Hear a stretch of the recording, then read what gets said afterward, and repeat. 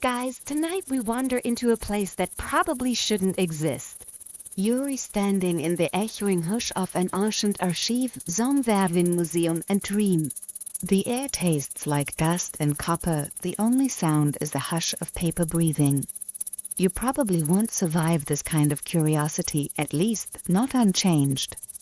So before you get comfortable, take a moment to like the video and subscribe, but only if you genuinely enjoy what I do here. And hey, while you're at it, drop your location and your local time in the comments below. I love seeing where everyone's listening from. Now dim the lights, maybe turn on a fan for that soft background hum, and let's ease into tonight's journey together. You're here because something called to you, a whisper about a chapter that was never meant to be found. You reach out, fingertips brushing the spine of a book that hasn't felt human warmth for centuries. The cover flakes like old bark, and beneath it, faint Hebrew letters curl into symbols that seem to shift when you blink. Historians still argue whether any forgotten chapter truly exists, or whether it's just a medieval hoax born from wild imagination and wine-fueled scribes. But the truth is slipperier than that. You can feel it, can't you? That slow thrum behind your ribs, like the heartbeat of something ancient waiting to be heard again. A lantern swings above you, throwing pale circles of light over scrolls lined up like sleeping monks. Each one bears a label, Numbers, Exodus, Kings, and then nothing. There's a narrow gap where something's missing, a sliver of silence between names. You lean closer. Even the cobwebs seem to avoid that space like they know better. A librarian once joked that silence has weight, and tonight you believe him. One mainstream fact you can hold on to: there were indeed many texts considered scripture in the early centuries that didn't make it into the modern Bible. The Book of Enoch, the Gospel of Thomas, the Shepherd of Hermas, they all once vied for a place in the canon. Councils later labeled them useful but not divine. Still, copies survived, buried under desert sands or hidden in monastery walls. So the idea of a missing piece isn't as far-fetched as Sunday school might suggest. You brushdust from a label Codex Noster. The ink is faded, but when your breath hits it, the letters darken as if inhaling your curiosity. The parchment beneath smells faintly of myrrh and iron. Someone somewhere spent a lifetime copying these words by hand, maybe praying with each line. You imagine the scribe hunched over, candle guttering low, whispering a prayer that his work would outlive him. The fringe rumor says he added one chapter too many, a vision so controversial the church supposedly erased his name. Whether that's fact or fantasy, no one agrees. You roll the scroll open, Carol noted here it. The ink shimmers faintly, almost alive. The opening line seems to breathe, and the light spoke, saying, "Do not forget the silence from which I came." You freeze. That verse doesn't belong to anything you've ever read. It's not from Genesis, not Isaiah, not any apocrypha you recall. Agentle dreht in your stomach, but curiosity keeps your hands steady. You read on. Outside of the archive's window, thunder stirs. Maybe it's imagination, but you swear the storm rolls in sync with the rhythm of the words. There's something poetic, almost defiant, in how this lost chapter introduces light not as God's creation, but as God's equal. That's the sort of heresy that could get you branded, exiled, or worse back in the 4th century. No wonder they buried it. Historians still argue whether ancient scribes intentionally removed passages that portrayed divine forces as dual rather than singular. It's one of those debates where every scholar insists they're right, yet no one dares publish the full findings. You take a breath and whisper the line aloud. The walls seem to listen.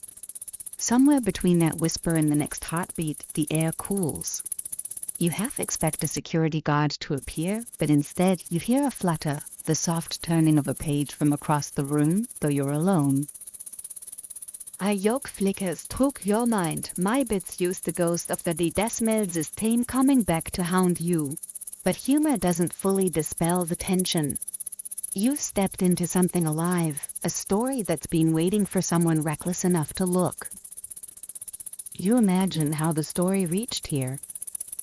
Maybe it was smuggled from Alexandria before the library burned, wrapped in linen and hidden inside a merchant's chest. Maybe a monk in the Syrian desert copied it by moonlight, fearing that even angels might be listening. You picture centuries of dust and silence compacted into this one moment, your fingertips, their ink, the brief crossing of time. There's a note scribbled in Latin at the margin, rough handwriting like someone wrote in a hurry, not for the council, for the heart. You can almost see the trembling hand behind those words, the awareness that discovery could mean destruction.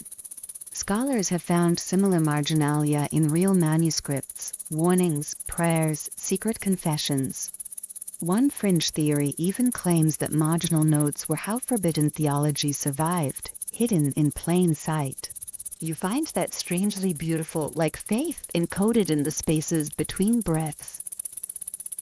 The next line of the text is half faded. You angle the parchment toward the lantern until it glows faintly gold. And he who listened was not alone, for silence itself bore witness. You can't help but grin. That's either deep metaphysics or the world's first poetic way of saying someone else heard it too. As you keep reading, something strange happens. You realize that every phrase seems to anticipate your thought, almost as if the words are aware of being rediscovered. They bend around your expectations, twist your understanding of Scripture's tone. You remember how Sunday stories felt, absolute, polished, unquestionable. This, by contrast, feels raw, human, unsettling. The chapter speaks like a dialogue rather than decree. A sudden draft sweeps through the isle. You turn, and the lantern's flame tilts sideways. The room feels less like a library now and more like a confessional, except no priest, booze, just you and the long silence of the past. There's a half-joking thought. If your phone battery dies right now, you'll have to explain to a janitor why you're reading heretical scripture in the dark. But you push it aside. The page draws you deeper, promising answers it might never give. The ink shifts again, words reforming subtly as the flame flickers. You blink, and for one terrifying second, a new line appears where none was before. Reader, be warned, the silence remembers. You whisper the words, testing them. The echo feels too long, too heavy. The floor beneath creaks, or maybe it sighs. You stand there, realizing this isn't just about theology, it's about control, memory, and who decides what stories survive. The missing chapter, real or imagined, becomes a mirror for your own hunger to know. And though part of you wants to roll the scroll back up and pretend you saw nothing, another part leans closer, heart steady, eyes wide. Somewhere between ink and silence, you sense the first pulse of revelation, like the heartbeat of a secret the world forgot to bury deep enough. You linger in that dusty stillness, the lost line echoing in your mind like a whisper that doesn't know how to end. The scroll rests half unrolled, fragile and trembling in the low lantern light, and for a heartbeat, you think you see your reflection on its surface, not on glass but ink. You tell yourself it's just the shine of the oil lamp, but deep down, you're not sure. You lean closer, nose almost touching parchment that smells like a mix of cedar, ash, and something faintly sweet. Old myrrh, maybe. They felt heavy with stars waiting to exhale. You pull your phone from your pocket, the glow cutting through the dim. The absurdity hits you. Here you are, using a 21st century flashlight to inspect a page older than every cathedral you've ever seen. A part of you almost laughs, another part feels like you're trespassing, like some cosmic librarian is watching you from the stacks. Historians still argue whether the so-called Codex Noster ever truly existed, or whether it's a mistranslation of another manuscript discovered near Antioch. But the cataloging gap in several 10th century inventories is real, and for the fringe-minded researcher, that gap screams louder than proof. You lower the phone and let your eyes adjust again. The light shifts across the table, revealing a smear of darker ink along the bottom margin. Not handwriting this time, just a faint trace of a thumbprint. Whoever touched it last had left a piece of themselves here. You place your own thumb beside it, almost as if to shake hands across time. The print feels faintly greasy under your fingertip, and you think about the person who left it. Maybe a monk, maybe a thief, maybe someone like you who wanted answers more than permission. You tug the scroll open another inch. The writing changes, denser now, the strokes sharper, the hand faster. You can almost sense the scribe's anxiety in the pen marks. The lines read, and in the silence, Light asked of Shadow, "Why do you hide?" And Shadow said, "Because you have forgotten my name." You mute the words slowly, like testing a forgotten prayer. It's poetry, but not like the Psalms. It's older, earthier, the kind of language that belongs around campfires, not altars. You pause and whisper, "Forgotten Name, a chill runs down your arms." What kind of theology is that, Light forgetting Shadow's name? The thought isn't entirely alien. You remember reading that early Hebrew mysticism sometimes treated darkness not as evil, but as the original canvas on which creation was painted. Without shadow, light can't define itself. Historians still debate how deeply this dual symbolism influenced early faith traditions. Some say it's heresy born from Zoroastrian influence, others argue it's simply metaphor misunderstood by later translators. Either way, it's dangerous philosophy for parchment. You find yourself pacing now, the floorboards creaking beneath your steps. The air hums with old static, like the silence after a bell stops ringing. You think of the scribes again, men who spent lifetimes writing words they didn't always understand, hoping not to anger the god they were describing.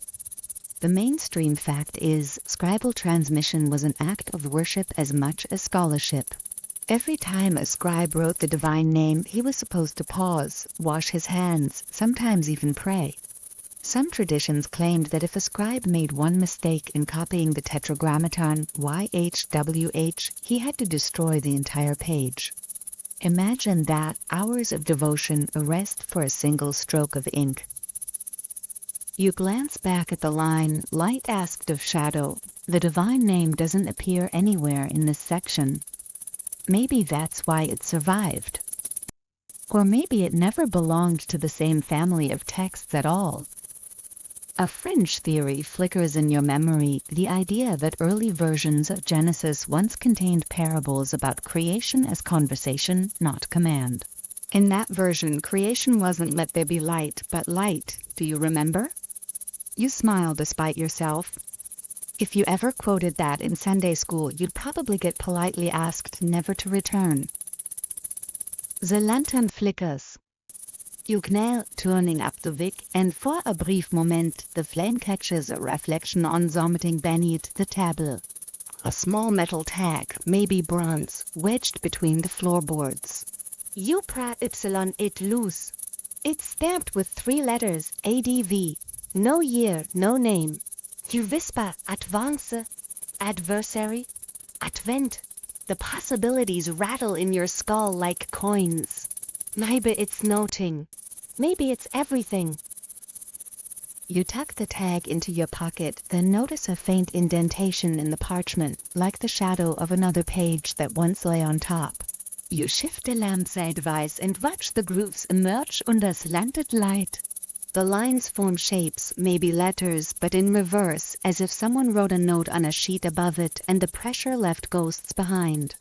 You squint, tracing with your fingertip. A single phrase surfaces, written backward, kept the ink alive. You sit back slowly. That's not a translation note. It's a play. Maybe even a code. There's a myth among manuscript hunters, a half-joking superstition that ink remembers intent. That if someone writes a line in faith or fear, some emotional trace clings to the pigment itself. You'd never believed that before. Now you're not so sure. Your eyes drift to the lantern's glow, and for a second it seems to dim in rhythm with your breathing. The silence deepens, pressing around you. Somewhere above, the building groans as if shifting in its sleep. You try to shake it off with a joke under your breath, something about haunted libraries needing better air conditioning, but it falls flat in the thick air. The text continues, each line stranger than the last. And silence said to light, I kept your secrets when the world began to sing. You stopped here. The phrasing stirs a faint echo of Genesis again, in the beginning, but this time it's not creation emerging from silence. It's silence itself speaking as a witness. That flips the entire story on its head. You remember that in some early Christian sects, the idea of Sophia, divine wisdom, being female, was once mainstream. Maybe this lost passage personifies silence the same way, a witness, a mother, an equal. You grin at the thought of a divine feminine whispering behind the official text, erased but not forgotten. A soft scrape interrupts you. The hair on your arms lisps. You freeze listening. Somewhere in the dark aisle behind you, paper slides against wood. Ten noting. Use the pulse in your ears. You turn slowly, holding your phone like a makeshift flashlight. Rows of manuscripts stare back at you, rows and rows, patient and unmoved. You exhale and mutter, probably the air vents. Their vents don't answer. You laugh nervously, because what else can you do? 3 yolks per night, remember. You're determined to hit quota, even if the audience is a few ghosts and a century of dust. You roll the scroll fortier. The parchment crackles. The next section begins mid-sentence, and he who listened wrote what he saw, though his eyes were blind. That paradox sits heavy in your mouth.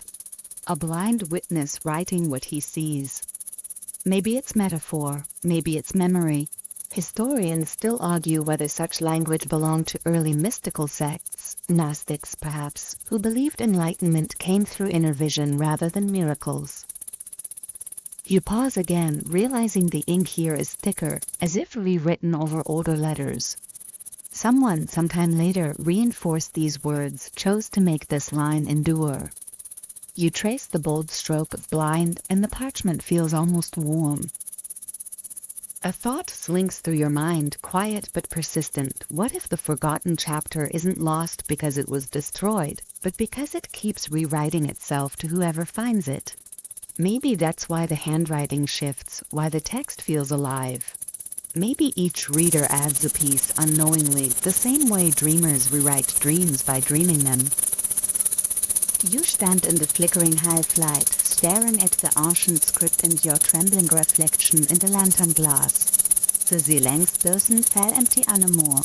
It feels expectant, like a held breath before revelation. Somewhere deep in your chest, the heartbeat you heard earlier stirs again, steady, echoing something older than fear. You release, you're not just writing a forgotten chapter, you're rewriting it. You move deeper into the archive, guided more by instinct than light. The lantern's circle grows smaller behind you, until the shadows start to carry the room. Dust curls in the air like incense smoke, shimmering when your breath stirs it. Somewhere in the distance, a door sighs open, or maybe just the old wood settling. Either way, you follow the sound. The scroll feels heavier in your hand now, as if the ink itself doesn't want to be far from its resting place. At the far end of the corridor, a narrow staircase descends. It's the kind of stair that looks like it's been waiting centuries to collapse, each stone worn to a shallow curve. You run your fingers along the wall for balance and feel faint carvings beneath the grime, symbols shaped like eyes, spirals, and one that looks unsettlingly like an open mouth. You joke to yourself, great, even the wallpaper's watching me, but your voice comes out quieter than you expected. The air thickens with the scent of wax and parchment. When you reach the bottom, the space opens into a low-ceilinged room filled with shelves, chests, and rolled vellum tubes bundled in twine. A single desk sits at the center, covered with papers and a cracked magnifying lens. A brass lamp hangs above, its flame long extinguished but the glass still faintly warm, as if someone had been here not long ago. You rest the scroll on the desk and glance around. That's when you see it, a small door in the corner, half hidden behind a curtain of hanging maps. You push the fabric aside, expecting a storage closet. Instead, the hinges grown open to reveal a cramped chamber barely large enough for one person. Shelves line the walls from floor to ceiling, but unlike the archive's main collection, these scrolls are unlabeled, their edges scorched. On the floor lies a broken clay seal marked with the symbol 3 interlocked triangles. You kneel to examine it. The seal looks ancient but strangely intact, as if only recently cracked. And beneath it, a folded sheet of parchment. You hesitate, then unfold it carefully. Written in faded Aramaic, the first line reads, "To any who find this, beware the council's silence." You feilas lo shil krell up your spine. The phrasing is too direct, too human. Not the formal tone of scribes, but the warning of someone desperate. You whisper the words again, and the sound seems to echo differently, as if absorbed by the walls. Mainstream fact, there really were councils that debated what belonged in the Bible. The Council of Nicaea in 325 CE, for instance, and later gatherings in Hippo and Carthage. But despite popular myth, they didn't sit in dark chambers deciding which gospels to erase like villains in a conspiracy movie. Their work was bureaucratic, methodical, mostly about consistency of doctrine. Still, French scholars argue that the margins of those decisions, the texts labeled unfit for reading, held ideas too wild, too equal, too dangerous for their time. You imagine one of those scholars now, the you of centuries past, sealing his own translations behind this wall. Maybe he'd realized the council's version of God was tidier than truth allowed. Maybe he'd found something that didn't fit, something like the scroll now glowing faintly under your lamplight. You set the sealed note aside and study the tiny chamber. There's a small window cut near the ceiling, no bigger than your hand. The moonlight through it touches only one shelf, where a single book rests upright amid the scrolls. Its leather cover is cracked, stamped with faded Latin, Commentarius Lucis, the commentary of light. You can't help but grin. The dramatic naming conventions of ancient theologians never disappoint. You open it, careful not to break the binding. The pages are thin and stiff, the ink browned with age. Inside, margin notes cover nearly every inch, different hands, different centuries of anxious debate layered together. The main text seems to be an analysis of Genesis, but halfway through, the tone shifts. It begins referencing a voice of ceilings and the question before the light. Those phrases ring familiar now, you saw them in the scroll.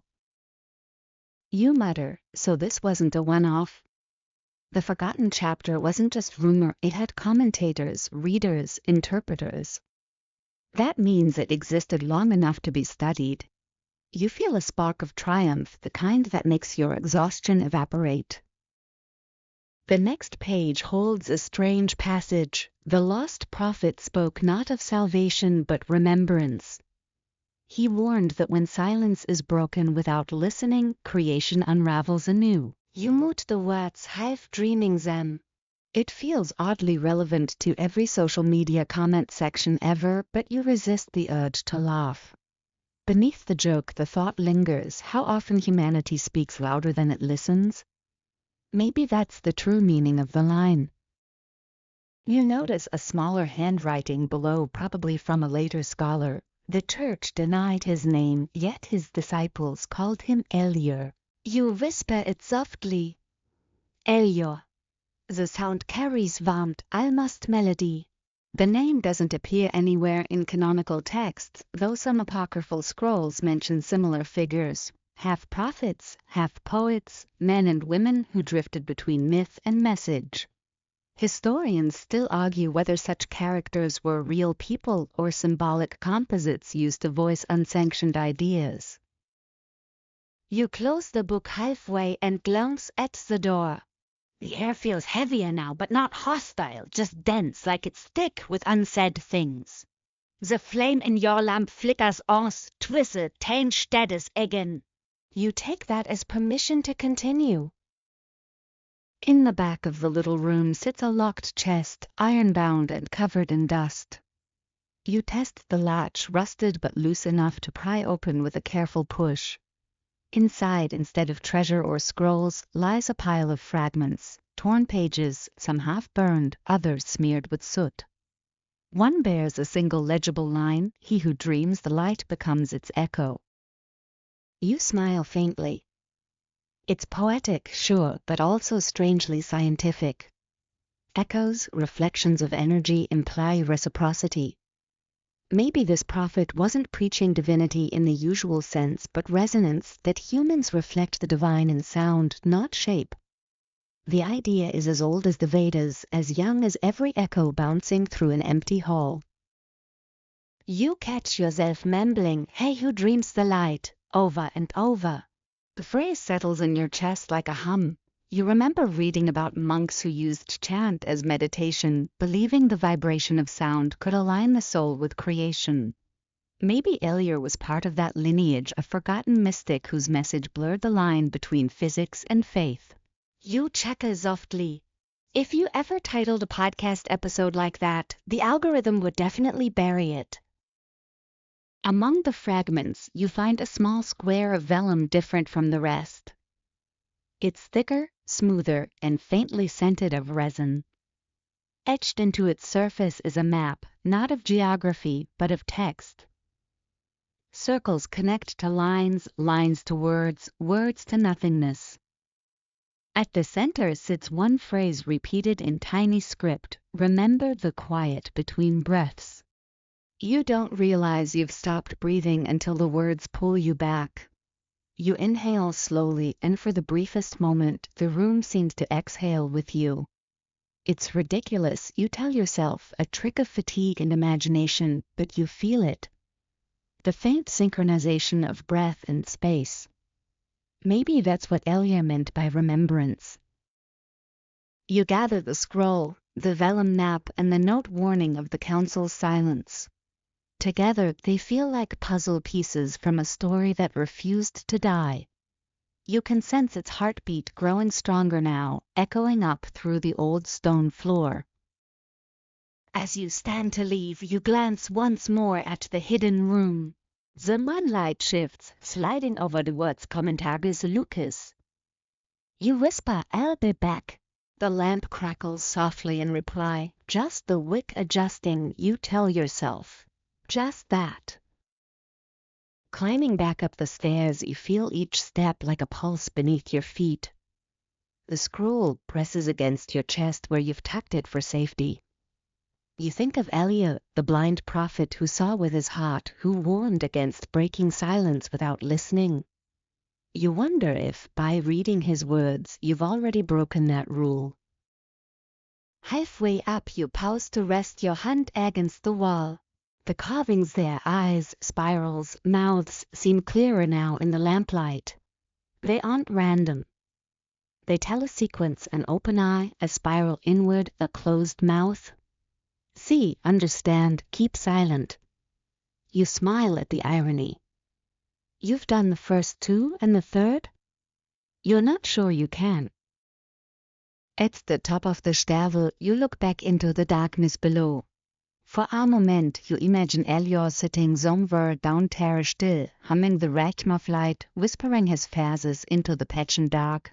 The forgotten chapter is not gone. It's just waiting for a voice that remembers how to listen. You reach the upper hall again, breath shallow, the scroll pressed tight to your chest. The night feels thicker now, like the air itself is wary of what you're carrying.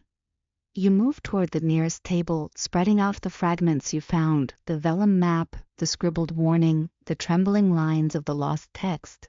Somewhere in the distance thunder murmurs again, echoing through the stone like a low heartbeat. It feels as if the storm itself is listening. Is it letting your pulse slow and unroll the parchment a little farther? The ink glimmers like oil under the lamplicht. Another passage unfolds, smoother handwriting this time, almost elegant, and the voice that spoke was not the Lord of Fire, but the breath of memory. He said unto those who dreamed, remember the silence between creation and command. You whisper it aloud, the syllables heavy and melodic, the kind of line that feels less written and more remembered. A faint sound behind you makes you glance over your shoulder, just the wind brushing through the cracked window panes. You chuckle quietly. If this were a movie, you murmur, that's the part where the ghost librarian shows up with a moral lesson. Still, you pull the chair closer to the table. The humor keeps the nerves from taking over. Historians still argue whether early mystics like the Essenes believed divine revelation could arrive through dream or trance, bypassing written scripture entirely.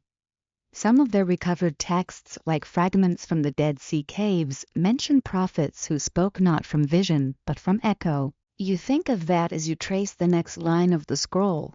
The prophet who listened wrote not what he saw, but what the silence told him. It's uncanny, almost like Elier was describing the very process of this rediscovery. You flip the vellum map over. On the back, faint pencil markings form what looks like coordinates. No modern numbers, but letter pairs in ancient Greek. You grab your phone again, using its camera to snap a picture. A translation app stutters, but catches enough to form a phrase, room of the listener. You lean back in the chair, exhaling slowly. The Scholars Attic. That must be what the coordinates refer to. Maybe this isn't just metaphorical. Maybe the listener's room actually exists somewhere above or below this archive, a space built for hearing what wasn't meant to be spoken. You picture it now, a narrow chamber filled with wax tablets, feathers, ink pots, maybe even sound experiments like early resonance bowls.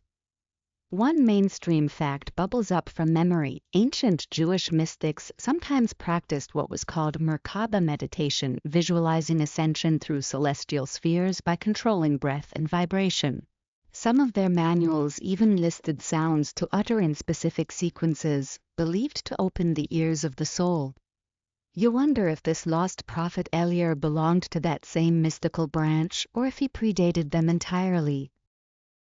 You return to the parchment. The next passage is fragmented, the lower half torn away. Still, you can make out the upper lines, and the voice said unto me, speak not to rule, but to remind. For even the gods forget. You whisper, even the gods forget, and shake your head softly. The phrase sounds like something that could get a man exiled or executed in any ancient temple. The courage to write it down felt absurd, almost suicidal. Yet here it is, centuries later, whispering its quiet defiance through layers of time and translation. You feel the weight of that realization sink in. Someone believed this enough to risk everything. Someone thought forgetting was the greatest sin of all. A sound interrupts your thoughts, the faintest creak of footsteps above you. You freeze. Maybe another researcher. But the archive's lights were off when you arrived, and the entry door was bolted.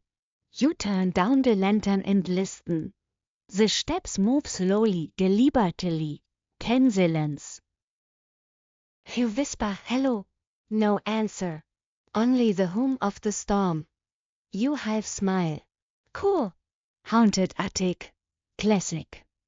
You stand anyway, curiosity outrunning common sense. You tuck the scroll into your bag, grab the lamp and climb the narrow wooden stair that leads upward. The attic door at the top is half rotten, but the lock gives easily. A rush of Stahl greets you, dry and cold like a forgotten Brit. You rise the lantern. Shelves line the walls here too, but these are different, smaller, more chaotic, stuffed with loose notes, ink bottles, and strange instruments. One looks like an early phonograph but carved entirely from wood.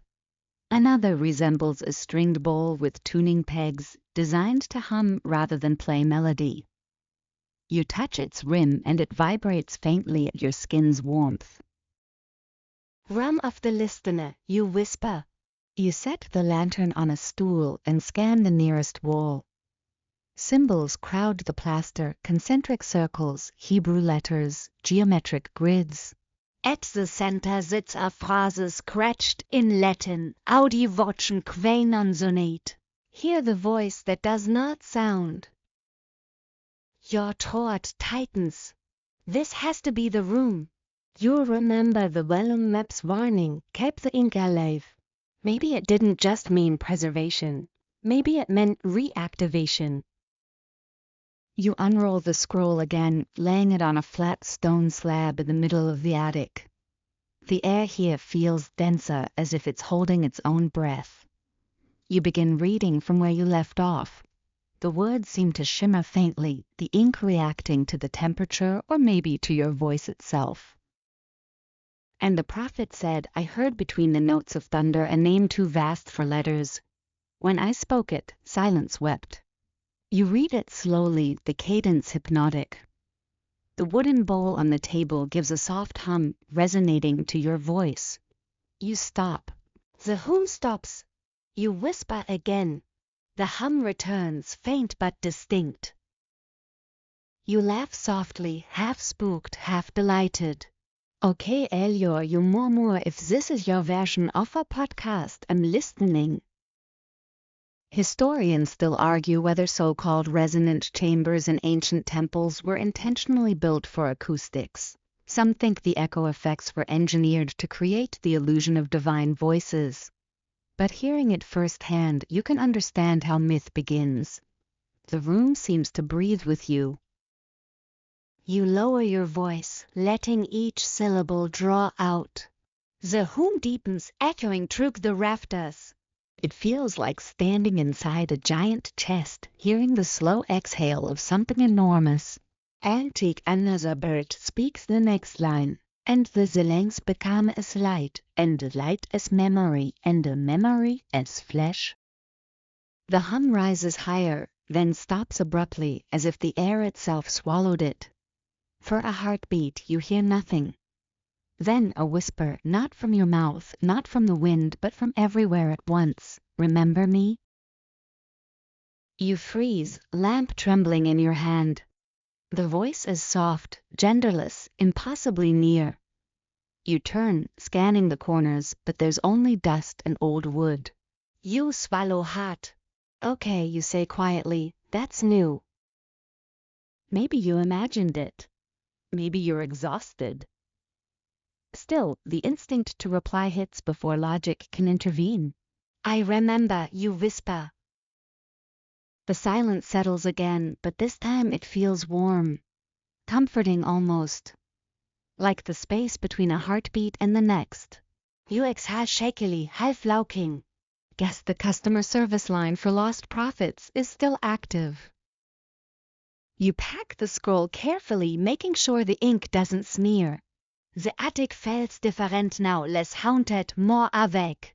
You know you'll come back to this place, not just to translate, but to listen again.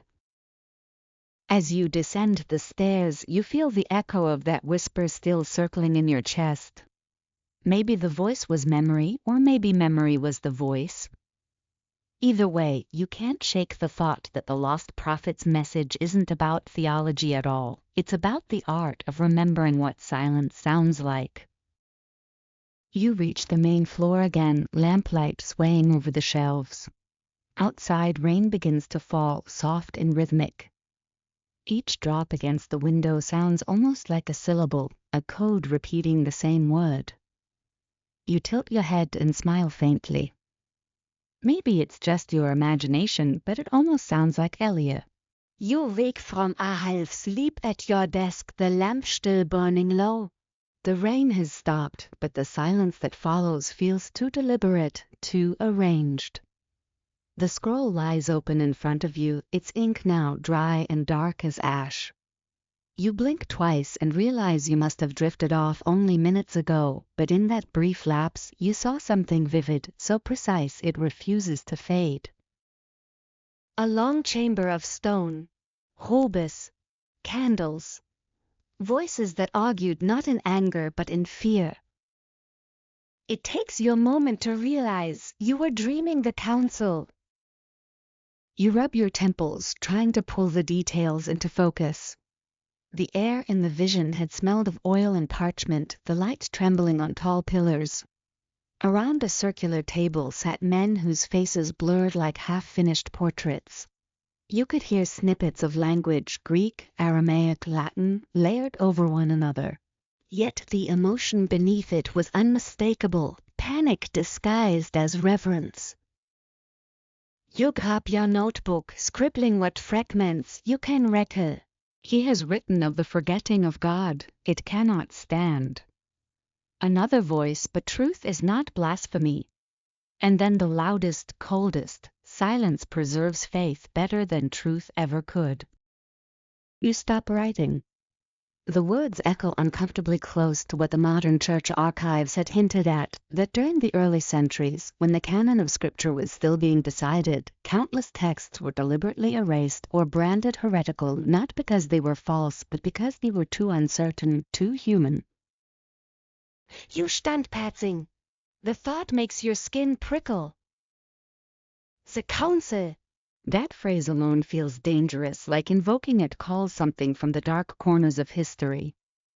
Not a council, the council. The one that never made it into textbooks, whose minutes were rumored to have been burned before sunrise. You close your eyes again, letting the memory settle back into clarity. You see their robes again, 7 of them, seated in a circle. The center of the table is covered with scrolls tied in black ribbon. One of them, younger than the rest, speaks. The people hunger for certainty. If we tell them God once forgot, they will despair. An older voice responds, weary. If we hide the forgetting, we teach them fear instead of faith. Silence follows. You remember how heavy that silence felt, as if even the torches dimmed under its weight. You open your eyes and glance at the attic stairs. You almost expect to hear footsteps again, but the building remains still. The whisper from before, remember me, lingers faintly in your chest, like static. You sit back down and unroll the scroll another inch. There it is, another passage, half burned but legible enough. And the council of the 9 gathered, and they said, shall the words of Elia remain? And the eldest among them answered, only if the light may kneel to the shadow. Then they sealed the ink beneath their vows. Your pulse quickens. This is no metaphor, this is a record. Someone had witnessed the suppression firsthand. Someone inside the council itself must have preserved this account, knowing it would never be allowed to survive in the open. You reach for your laptop, opening a translation database. You cross-reference Elia and Council of the 9. The results are sparse but tantalizing. A few obscure theological papers from the early 20th century mention an apocryphal assembly called Concilium Obscurum, the Hidden Council, supposedly convened in Alexandria around 397 CE, just before the final lists of canonical books were formalized. One scholar, an Italian mystic named Vittorio Bonetti, claimed to have seen a fragment referring to it. His notes described a night debate conducted under torchlight, deciding which gospels would define eternity and which would be unspoken. He died before publishing the full transcription. His home burned a week later. You stare at the screen. The pattern feels too deliberate to ignore. Fire again. I weiß fire wen something Daggers to autority magus. You scroll further and find a single, blurry photograph from Bonetti's archive. A parchment fragment with a few Latin lines visible, non omnia scripta in lus nascuntur, not all that is written is born in light. You whisper it aloud. The words feel ancient and heavy, and something about them seems to answer the attic's silence. Suddenly the lights flicker. Once, twice. You glance toward the window. A gust of wind, or maybe just nerves. You look softly, shaking your head. You're really leaning into the atmosphere, aren't you? Still, your hand trembles slightly as you touch the pavement again. You imagine the council room vividly now, the arguments swelling, the fear thick as smoke. In your mind, you move among them as a ghostly witness. One man slams his hand upon the table, shouting, "The prophet Elijah claims that the divine can forget." That is not revelation, it is rebellion. Another counters, he speaks of remembrance beyond human time. Perhaps the divine forgetting is what allows mercy. The first replies coldly, "Mercy needs order. Memory needs silence. We are the keepers of God." And then the oldest among them, the one with the trembling voice, murmurs, "Or perhaps we are their prisoners." You shiver. The vision fails to coherent to be a simple dream. It's as though reading Elia's words opened a conduit across centuries, a channel through which memory itself insists on being heard again. You look down at the scroll. The next line has shifted slightly, as if new ink has risen through the old fibers. You lean closer. When men gather to protect truth, they bury it alive. You sit back hard, your chair creaking. Okay, you breathe. That's not metaphor anymore. You take a long sip of cold coffee, thinking. Every faith has its councils, its purges, its compromises. But this chapter seems to have carried a message no system could tolerate, that even divinity is bound by the same fragility as memory, that perfection requires forgetting. The idea is terrifying but also oddly compassionate. If the divine can forget, then perhaps human error is not exile but participation. You start typing notes, your fingers trembling. You summarize Elia's theology, God forgets in order to make space for renewal. Council erases doctrine to preserve authority. Lost chapter functions as mirror, reminds humanity that faith without doubt becomes tyranny. When you pause it there in the room felt denser again. You can almost hear faint murmuring, the echo of that ancient council still debating across the centuries. The sound doesn't frighten you anymore. Instead you listen. They speak again, overlapping whispers. If it must be hidden, let it be hidden in those who remember. You close your eyes. You mean news, you whisper back. The murmuring fades. You exhale slow and steady. You glance once more at the translation on your screen, at the half-burned scroll beside it. You realize something important. The council failed. For all their secrecy, the words survived not in temples or archives, but in the echo of human curiosity, in anyone who dares to ask questions after midnight. You look out the window. Dawn is beginning to pale the horizon, faint light brushing the edges of the old library. The lost prophet's words linger in your mind. Remember the silence between creation and command. You nod to yourself, almost in reverence. The council's night may have ended in fire, but the memory still breathes in ink, dust, and dream. And you, somehow, have become its latest witness. You wake late the next morning to sunlight pouring through the blinds, your neck stiff from sleeping in the chair.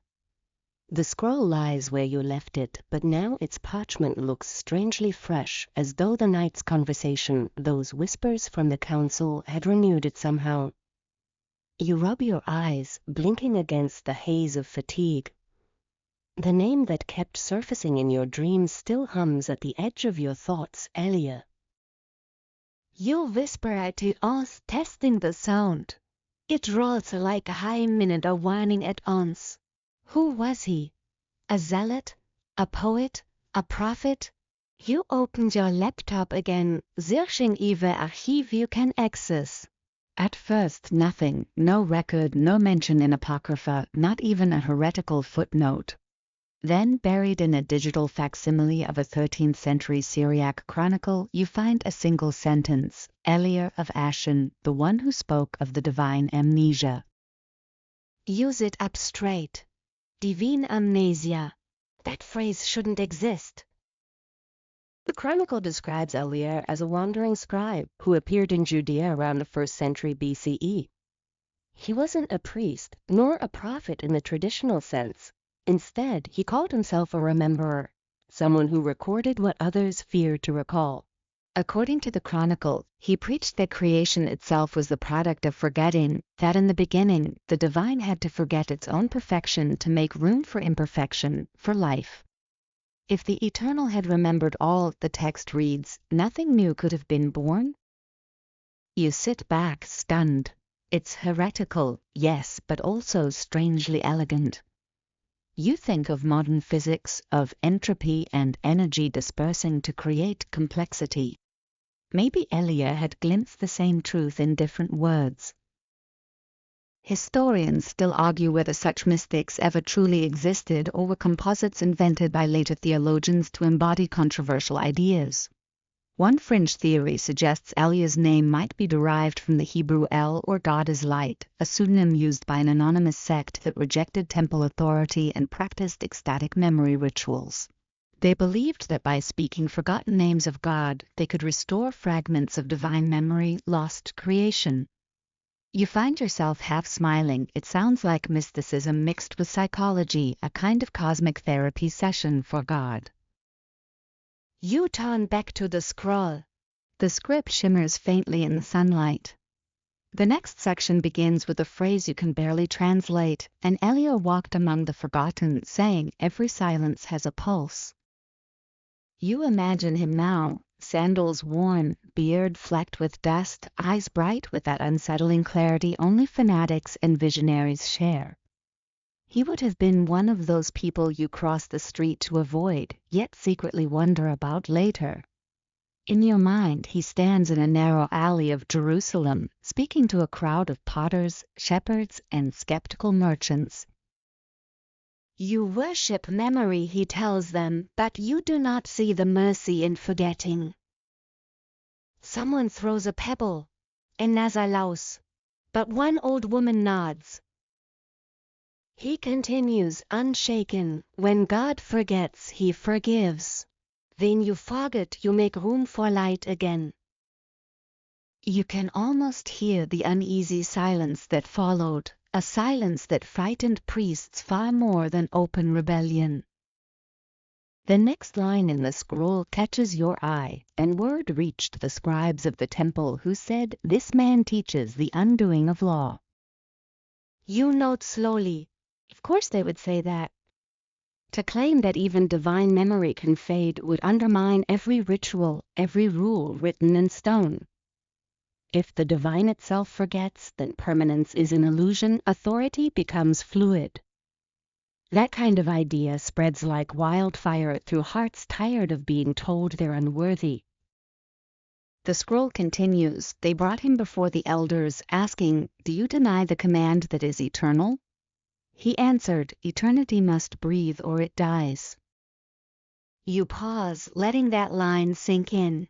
It's poetry and theology in one. No wonder someone wanted it erased. You flip through your notes. The book of Ecclesiastes terrace nothing new under the sun. But Elier seemed to whisper back across time, then let the sun forget. You grin at that thought, it's rebellious, maybe even comforting. If perfection requires imperfection, then maybe humanity's endless cycle of failure isn't failure at all, it's participation. You scroll through more research tabs. A medieval marginal note in the Codex Pancratius mentions the followers of the forgetting light described as men who pray backward, recounting not the sins they remember, but those they wish God would forget. Scholars dismissed it as allegory, but your chest tightens with recognition. That's Eliar's theology surviving in coded form centuries later. You've written in your notebook, Eliar's legacy gleichmäßig trug divine forgetting. Council suppressed doctrine control by memory. The pen scratches softly. You look up at the ceiling, tracing the sound of wind through the rafters. It almost resembles a low hum, rhythmic and distant, like chanting. For a second, you think you can hear the word Eliar carried in it. You smile, half unnerved, half enchanted. Alricht, you whisper to no one. You wanted to be remembered. I'm listening. Another passage glows faintly on the pavement, and Eliar vanished beyond the valley of stones where no name enters. Some say he ascended in silence, others that he chose to be forgotten, that forgetting is the only way to return. You stare at that last line until it blurs. Ascended in silence or erased? Historians still argue whether such phrasing implies martyrdom or mystical union. Maybe both. Every age rewrites its prophets according to its fears. You picture the council again, those men bent over the table of forbidden words. One of them must have read this passage, hands trembling, realizing what it meant. That truth couldn't be owned. And yet they sealed it away. You rise, pacing the room. The sunlight now has a sharp edge slicing across the desk. The scroll's texture glows like skin under the light. If you chose to be forgotten, you murmur, then why am I remembering you now? No answer, of course, only the creak of the floorboard and the soft settling of old paper. You can't resist one more search. You open a new tab and type Eliar inscription Judea fragment. To your surprise, a result pops up, a digital photo from the Israel Antiquities Authority. A fragment of limestone engraved with the words Eliar ben, or he who remembers forgetting. It's dated to the 1st century BCE. Real. Tangible. You exhale, leaning back, a lauk babbling up. Well, that's one for the conspiracy boards, you say quietly. But your voice wavers. Because part of you knows it's more than coincidence. You study the photo. The lettering is crude but deliberate, carved by someone who knew their message might outlast their body. A footnote below the image notes that the fragment was discovered near the caves of Qumran, the same region where the Dead Sea Scrolls were found. A mainstream fact anchored in reality, the Qumran caves did house dozens of unknown sectarian writings, many of them heretical by later standards. Scholars are still cataloging fragments that hint at lost theological traditions, so the idea of one more prophet's words surviving in stone doesn't seem so far-fetched anymore. You close the tab and look back at the parchment. The sunlight has shifted again. For a moment, the ink seems to form new shapes, letters rearranging, forming the faint outline of a face. Not detailed, just suggestion, eyes like smudges, mouth half open as if still speaking. You blink and it's gone, but the feeling remains that you've been acknowledged. A Kritjok surfaces in your mind the kind you tell yourself to keep, great. Haunted by a 1st century mystic with a memory problem. But even as you say it, your tone softens. Because if Eliar truly believed that forgetting was sacred, maybe this haunting isn't punishment, it's permission. You lean forward, touch the scroll once more, and whisper, Alricht, old friend. Let's see what else you forgot to erase. The air in your attic feels thicker tonight, as though dust itself is listening. You read round the curtains, lit a single candle, and light the scroll open across the desk again. Its edges curl inward, the way paper does when it's breathed too long, too deep. The faintest smell of salt lingers around it, almost like sea air, which makes no sense this far inland. You check the window latch twice just to be sure. The section ahead begins with a heading written in a slightly different hand, as though someone else copied it later, the Sermon of the Valley. Below it, the ink darkens into a stream of rhythm that feels almost like poetry. You start reading out softly, your voice trembling at first. And Elio came to the valley where the stones remembered. He stood upon a broken altar and spoke not to the sky, but to those who carried silence in their hearts. You pause, staring at the words. The tone is lyrical, almost hypnotic. You whisper the next lines, letting the sound of them shape the room. Forgetfulness is not the enemy of truth. Forgetfulness is its womb. A chill races down your arms. The candle flickers, the flame bending the device. The phrasing feels modern, almost scientific, like something a neuroscientist might write about memory consolidation. You half laugh, maybe Elier was just 2 millennia early for psychology. But as you read on, the laughter fades. The valley he describes feels real enough to touch, wind moving through hollow stones, water carving paths through forgotten graves. He speaks of villagers who gather to hear him at dusk, not because they believe, but because they are tired of remembering their sins. In one haunting verse, he tells them, "You do not need to be forgiven, you need to forget how to condemn yourselves." That line hits you harder than expected. You think about all the centuries of guilt religions have spun into identity, confession as a ritual of remembering one's wrongs over and over. And here, in a text buried for 2,000 years, someone dared to say the opposite. Historians still argue whether such teachings represent genuine Jewish mysticism or a later fusion of Gnostic thought. Some claim that the Sermon of the Valley influenced early desert monastics, those strange hermits who sought silence not as punishment but as cleansing. A few fragments found in Coptic translation bear uncanny resemblance to Elier's phrases, though mainstream scholars dismiss them as coincidence. You lean closer, candlelight sliding over the parchment. The next lines read. The boy came to Elier and said, "Master, if God forgets, what becomes of evil?"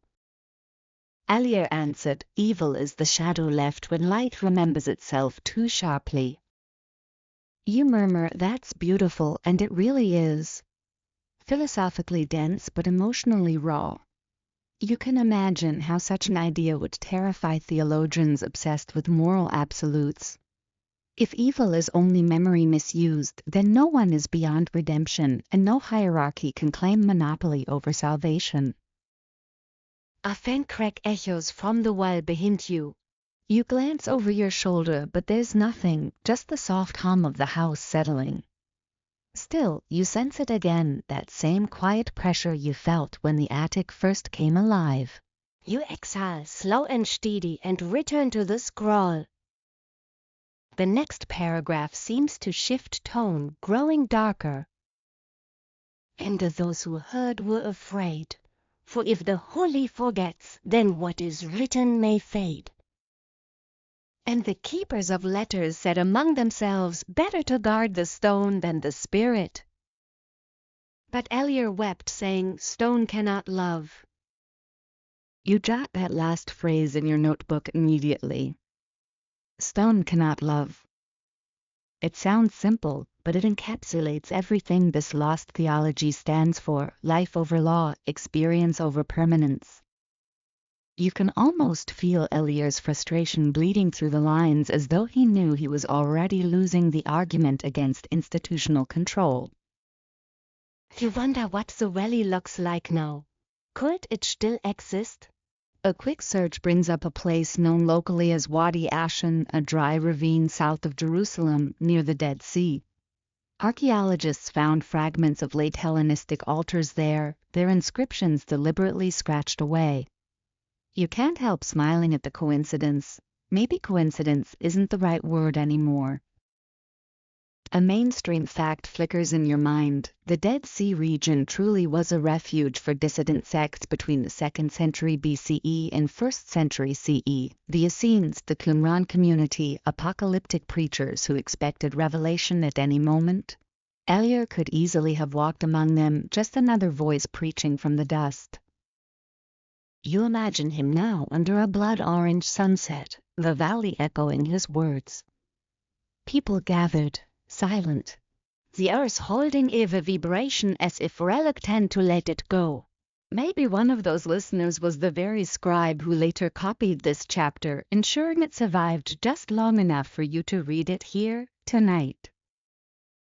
The next lines of the scroll read, "And Elior said unto them, when the word grows too proud, the silence takes it back. And he placed a stone upon his tongue and waited until the night wind carried it away." You stopped here. That image, stone on the tongue, is brutal, symbolic, and strangely theatrical. Maybe it was a ritual act, a demonstration to his followers, a literal silencing to embody divine forgetting. Or maybe it was legend, born from fear after his disappearance. Historians still debate whether such prophetic gestures were real or later inventions designed to dramatize persecution. You take a dead Brit and whisper, "You definitely go viral today." Then you add under your breath, assuming the algorithm didn't bury you first. You can't help chuckling at your own joke, though the sound feels small against the weight of the moment. The candle trembles, wax dripping down the breast holder like slow tears. As you read further, the sermon becomes more fragmented, as if copied from memory rather than source. The divine heart must dream itself empty. For only emptiness can echo creation again. Those who cling to the first word shall never hear the last. Your throat tightens. You realize you've been holding your breath for several lines. There's something profoundly gentle about these words, heretical, yes, but tender. They don't deny divinity, they humanize it. Elior seems to offer a God who evolves, who forgets, who feels regret, who makes room for change. You jot down another note, Eliors Gott gleich dynamic memory endless becoming. The page trembles slightly under your fingers. For a moment the ink looks wet again. You blink thinking it's an optical illusion, but then you notice one line you're certain wasn't there before. Reader of dust, your remembering keeps me from rest. You freeze. The room suddenly felt too small, the too thick. You whisper the line again, quieter this time, but it doesn't change. The letters glisten as if freshly written. A rational part of your mind jumps in, humidity, old ink, pareidolia, logical explanations. But the deeper part of you, the one that's been walking this invisible line between history and haunting, knows better. You wish it something awake. You push back from the desk, heart hammering. The scroll flutters, though no wind touches it. The candle flame stretches tall and blue for half a second, then settles again.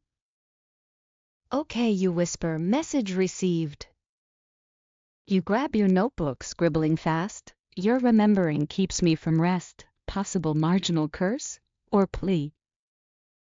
You hesitate before adding or invitation. The attic seems to hold its breath. You realize then that Elior's sermon was never just a teaching, it was a seed waiting for memory to bloom again. Every reader becomes part of the same divine cycle, forgetting, rediscovering, awakening, forgetting again.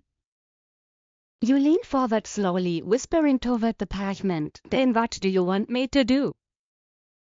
The scroll stays silent, but the flame flares one last time, just enough for you to see faint letters near the edge of the page. They spell, "Go to the valley." You sit back hard, pull the drumming. The night hums around you, filled with the faint rustle of unseen wind. The message couldn't be clearer, and for the first time, you realize this isn't just study anymore. The story is pulling you in, step by step, page by page.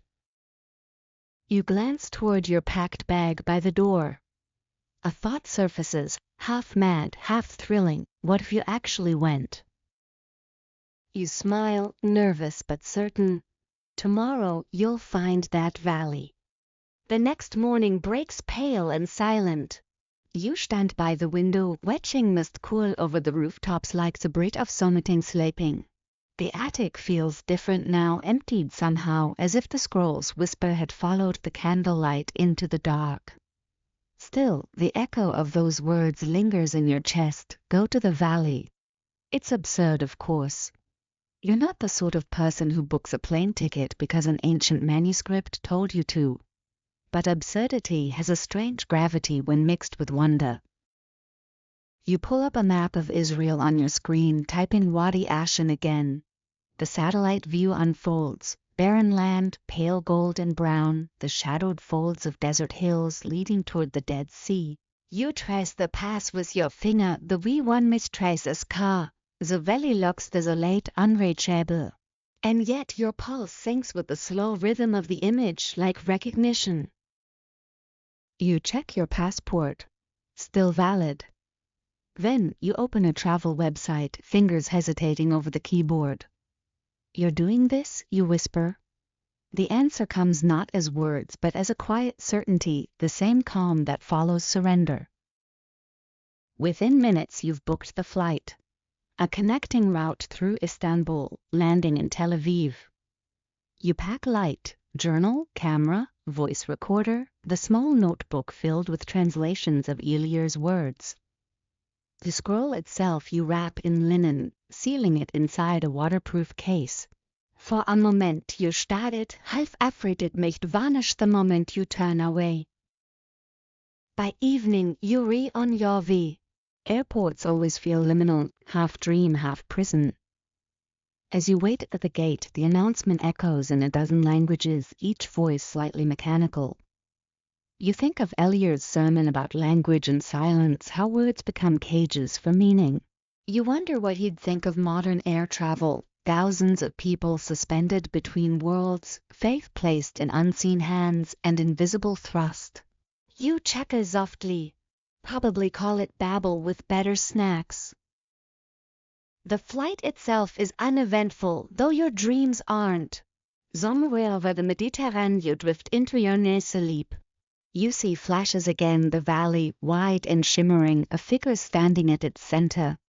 His face is indistinct, but the eyes are bright, steady, and terribly kind. He speaks, but the words come like wind, indistinguishable and infinite. When you wake, your heart is racing. The sun rays outside, the airplane window burns the horizon the color of copper and fire. You land in Tel Aviv to heat that feels solid, like a weight pressing against your chest. The hum of the city surrounds you, car horns, distant ocean, snatches of Hebrew conversation carried on warm air. You rent a small jeep from the airport, the kind meant for tourists who think off-road means a little gravel. The clerk asks your destination. You pause, unsure how to explain. Just south, you say, toward the desert. He shrugs, unconcerned, stamping your form. Hours later, you're driving past Jerusalem's stony outskirts through checkpoints and winding roads that unravel into wilderness. The radio crackles with a mixture of static and old love songs. On the dashboard, your notebook lies open to a verse you underlined days ago. Those who seek the valley must carry no burden but wonder. The road narrows into gravel, then into sand. The horizon widens, luminous and merciless. You pull over to adjust your scarf against the sun and take a long drink of water. The air smells faintly metallic, like old coins. In the distance, pale cliffs shimmer like bone. A mainstream historical fact crosses your mind. The Dead Sea region is one of the oldest continually inhabited places on Earth. Archaeologists have found evidence of ritual activity here stretching back to the Bronze Age, altars, inscriptions, even scroll fragments preserved by salt and dryness. You imagine Tos ancient travelers walking the same path, seeking answers buried beneath silence. Hours pass. The light changes from gold to white, then to the deep amber of late afternoon. You park near a dry wadi that matches the map's coordinates. A few shepherds watch you from afar, their figures tiny against the desert's vastness. You wave, but they don't respond, only continue moving, their flocks trailing like smoke. You shoulder your pack and begin walking. The ground crunches underfoot, a language of grit and small stones. The heat presses against your skin, flattening every thought into simplicity, step, breath, silence. Step, breath, silence. You follow the treat reverberate stepper until the sound of the world fades. No birds, no wind, only your heartbeat, steady and intrusive. The valley opens before you, a bowl of pale stone and shadow. You stop at the edge, awed. The place feels hollowed by time, like something enormous once knelt here and never rose again. You whisper almost reverently, Elia. For a long moment, noting moves. Ten vom somewhere unsehen, the wind steers, gentle, deliberate. It sweeps along the canyon walls, scattering dust that glitters in the sinking sun. You close your eyes and the wind seems to shape itself into words. Welcome back. Your rational mind protests. It's just the wind, resonance, imagination. But the deeper part of you, the one that's been listening since the first whisper in the archive, knows better. You kneel, reining your fingers through the dust. It's warm, almost pulsing. Open the linen bundle carefully, unrolling the scroll. The parchment gleams faintly in the fading light. A gust of a slips through the valley, strong enough to turn one edge. The ink flickers and new words appear, faint like a palimpsest awakening. Here, the silence is still alive. You whisper, what does that mean? A voice, not loud but clear, echoing without echo, answers inside your mind. Memory ends where listening begins. You jerk upright, heart pounding. The air around you is suddenly electric, shimmering with a light that isn't light. The valley stones seem to vibrate, alone treading through the ground. You press your hand to the earth and feel warmed, almost a pulse. Is this you? You whisper.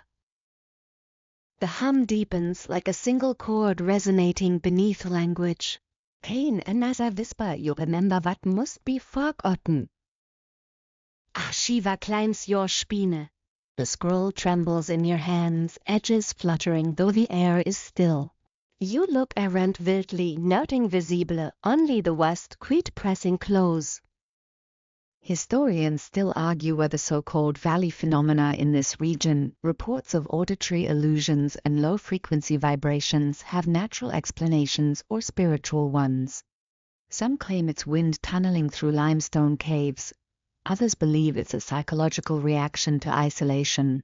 You try to cling to the scientific version, but your pulse betrays you. You're not afraid, just profoundly aware. You lower yourself to the ground again, breathing evenly. If I remember what must be forgotten, you murmur, tempting me to forget.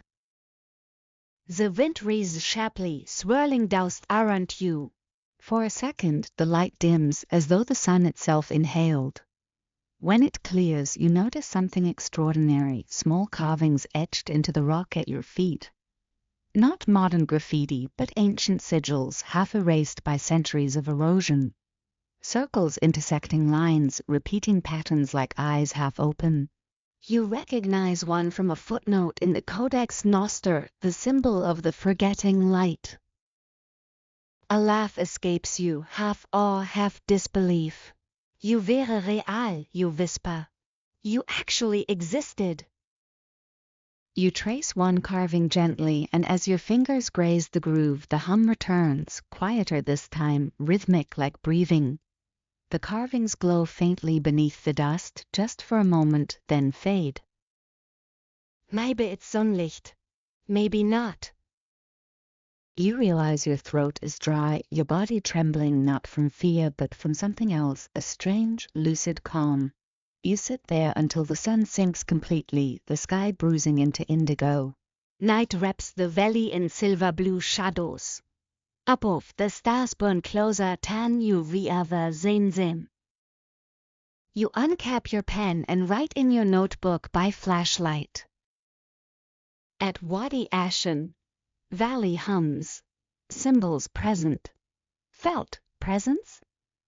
Not external. Jovitin. You pause before adding, maybe this is what he meant by the silence. It isn't absence, it's awareness. You close the notebook and lie back on the sand. The stars seem to ripple slightly, as if the sky itself is exhaling. Somewhere far below, the valley continues to hum, gentle as a heartbeat beneath the world. And your eyes grow heavy. You think you hear one last whisper treading through the dark. Ever remembering begins with a return. Dawn slides over the desert like spilled honey, soft and golden, coating every ridge in fragile light. You wake to the hush of the valley still clinging to your skin, like the echo of a half-heard prayer. The next whispers linger, ever remembering begins with a return. You sit up slowly, brushing fine dust from your clothes, and for a moment you forget where you are. The sand, the light, the faint hum beneath your palms, it all feels unreal, like waking inside someone else's dream. You take a sip of lukewarm water and glance again at the scroll. The words shimmer faintly, then settle inert and calm. The valley seems ordinary now, a skeleton of rock under the endless sun. Maybe last night was nothing more than exhaustion. Maybe your brain just reached for myth the way thirsty travelers reach for mirages. Yet somewhere deep down you know that explanation doesn't fit. Mirage fade, this hum endures. You pack your bag and start walking east, following the curve of the wadi toward the Dead Sea. Each step feels like crossing into deeper time. The sand gives way to chalky stone, white and brittle under your boots. The wind carries a faint scent, salt and something sweet like milk warming in the zen. You pause, sniffing the air, frowning. There shouldn't be anything alive out here, but the smell tugs at memory, familiar yet misplaced.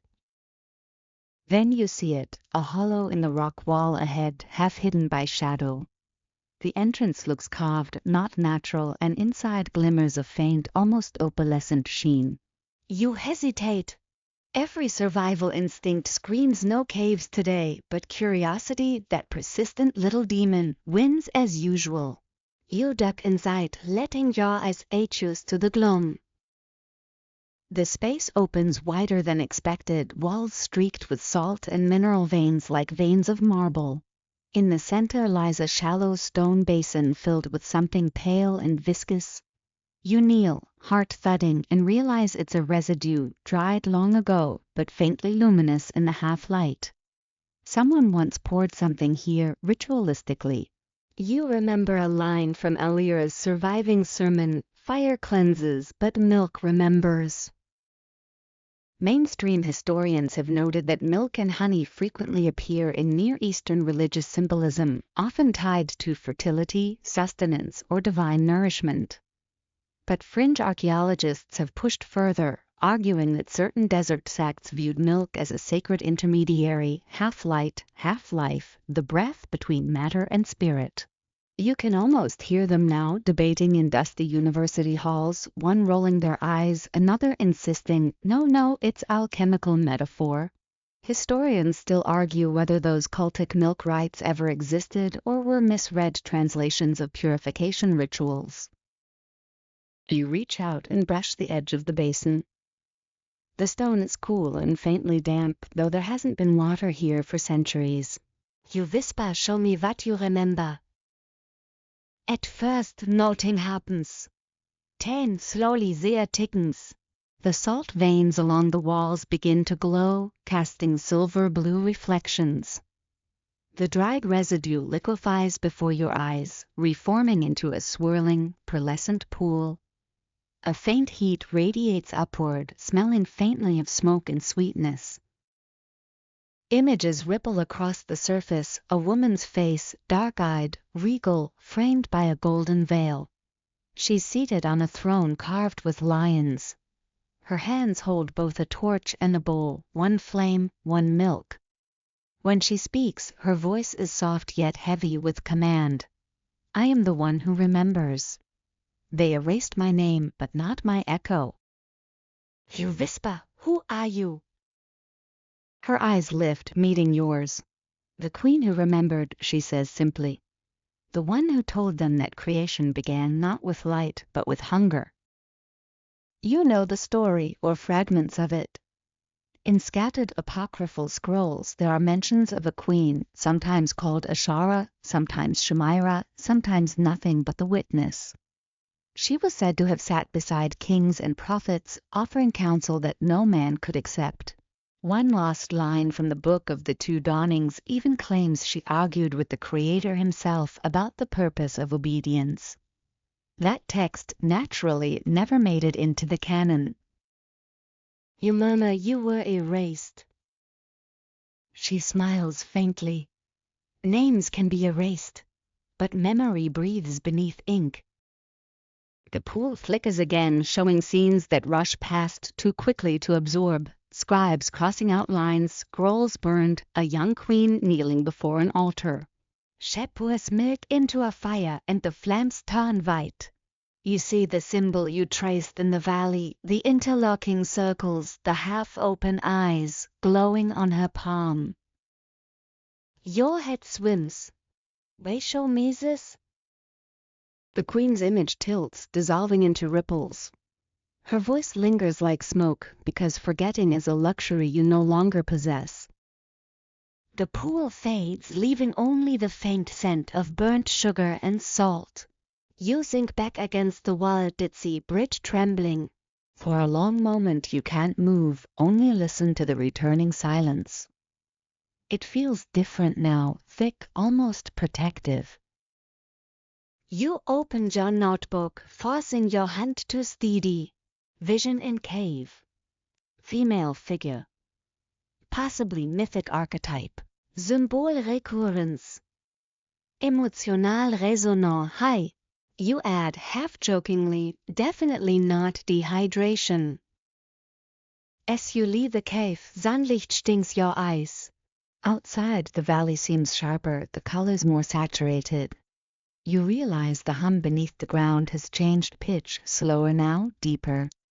It feels almost like the valley itself is breathing with you. You walk for hours, tracing the ridges, occasionally glimpsing distant ruins, low walls, remnants of stone foundations. You crouch by one, brushing sand away to reveal an inscription. The letters are ancient Aramaic, but your mind recognizes fragments: fire, milk, witness, mercy. You take a photo, then another. You'll check them later, though you already know no scholar will believe you found this here. By dusk, the horizon blushes with rose and indigo. You set up camp on a ledge overlooking the sea, unrolling your mat and lighting a small stove. The sound of boiling water mingles with the faint susurration of the wind. You can't shake the image of the queen's face, that calm certainty in her voice. Creation began with hunger. You think about it as you sip instant coffee, the taste harsh but grounding. Hunger, not for food, but for meaning, for remembrance, for the divine pulse beneath everything mundane. Maybe that's what Eliot meant when he wrote that the chapter teaches not about obedience, but about appetite, the drive to know, even when knowing costs peace. You smile ruefully. Maybe curiosity really did kill the cat, you murmur to the empty air. Or at least sent it wandering through deserts chasing ghosts. But you don't feel regret. Only a strange tenderness for the madness of it all, the ancient queen, the milk that remembers, the scholar who vanished, the scroll that refuses to sleep. You realize how every era has its own forbidden book, its own whispered text that refuses to stay buried. The night cools quickly. Stars bloom overhead and you lie back, watching them flicker. Somewhere below the valley glows faintly like a memory still burning. You wonder if the queen still waits in her luminous pool, guarding her secret verses, her words still warm in the stone. A line surfaces in your mind, unbidden. She who remembers cannot die, for memory is the pulse of light. You don't recall reading it anew. Maybe it's hers. Maybe it's yours now. You close your eyes, whispering softly into the dark, "Remember me too." The wind shifts, gentle, carrying the faintest hint of sweetness again, milk and ash and something older. It swirls around your camp, brushing your face like a benediction. You think you hear a woman's Laubhütte, quiet and knowing, fading into the night. And though you should feel afraid, you only feel accompanied. The desert no longer feels empty, it feels inhabited by memory itself. Somewhere far off, Tandermutters like distant applause took the sky remains clear. You drift toward sleep, notebook clutched against your chest. Tomorrow you'll descend toward the sea where rumor says another fragment lies waiting beneath collapsed caves. But tonight you rest, half dreaming of queens who refused silence and milk that once glowed like moonlight on stone. You wake before sunrise, the horizon still trembling between violet and gold. The desert around you lies silent except for the low wind brushing through salt grass. Your first thought isn't about water or warmth, it's about the queen. That calm voice still curls in your ear like a forgotten melody. Forgetting is a luxury you no longer possess. You rub your temples, half laughing, half uneasy. Right, you mutter to yourself, so much for a relaxing vacation. You brew instant coffee, the smell cutting chuck the chill, and flip open your notebook. The notes from yesterday stare back. Queen who remembered. Fire and milk.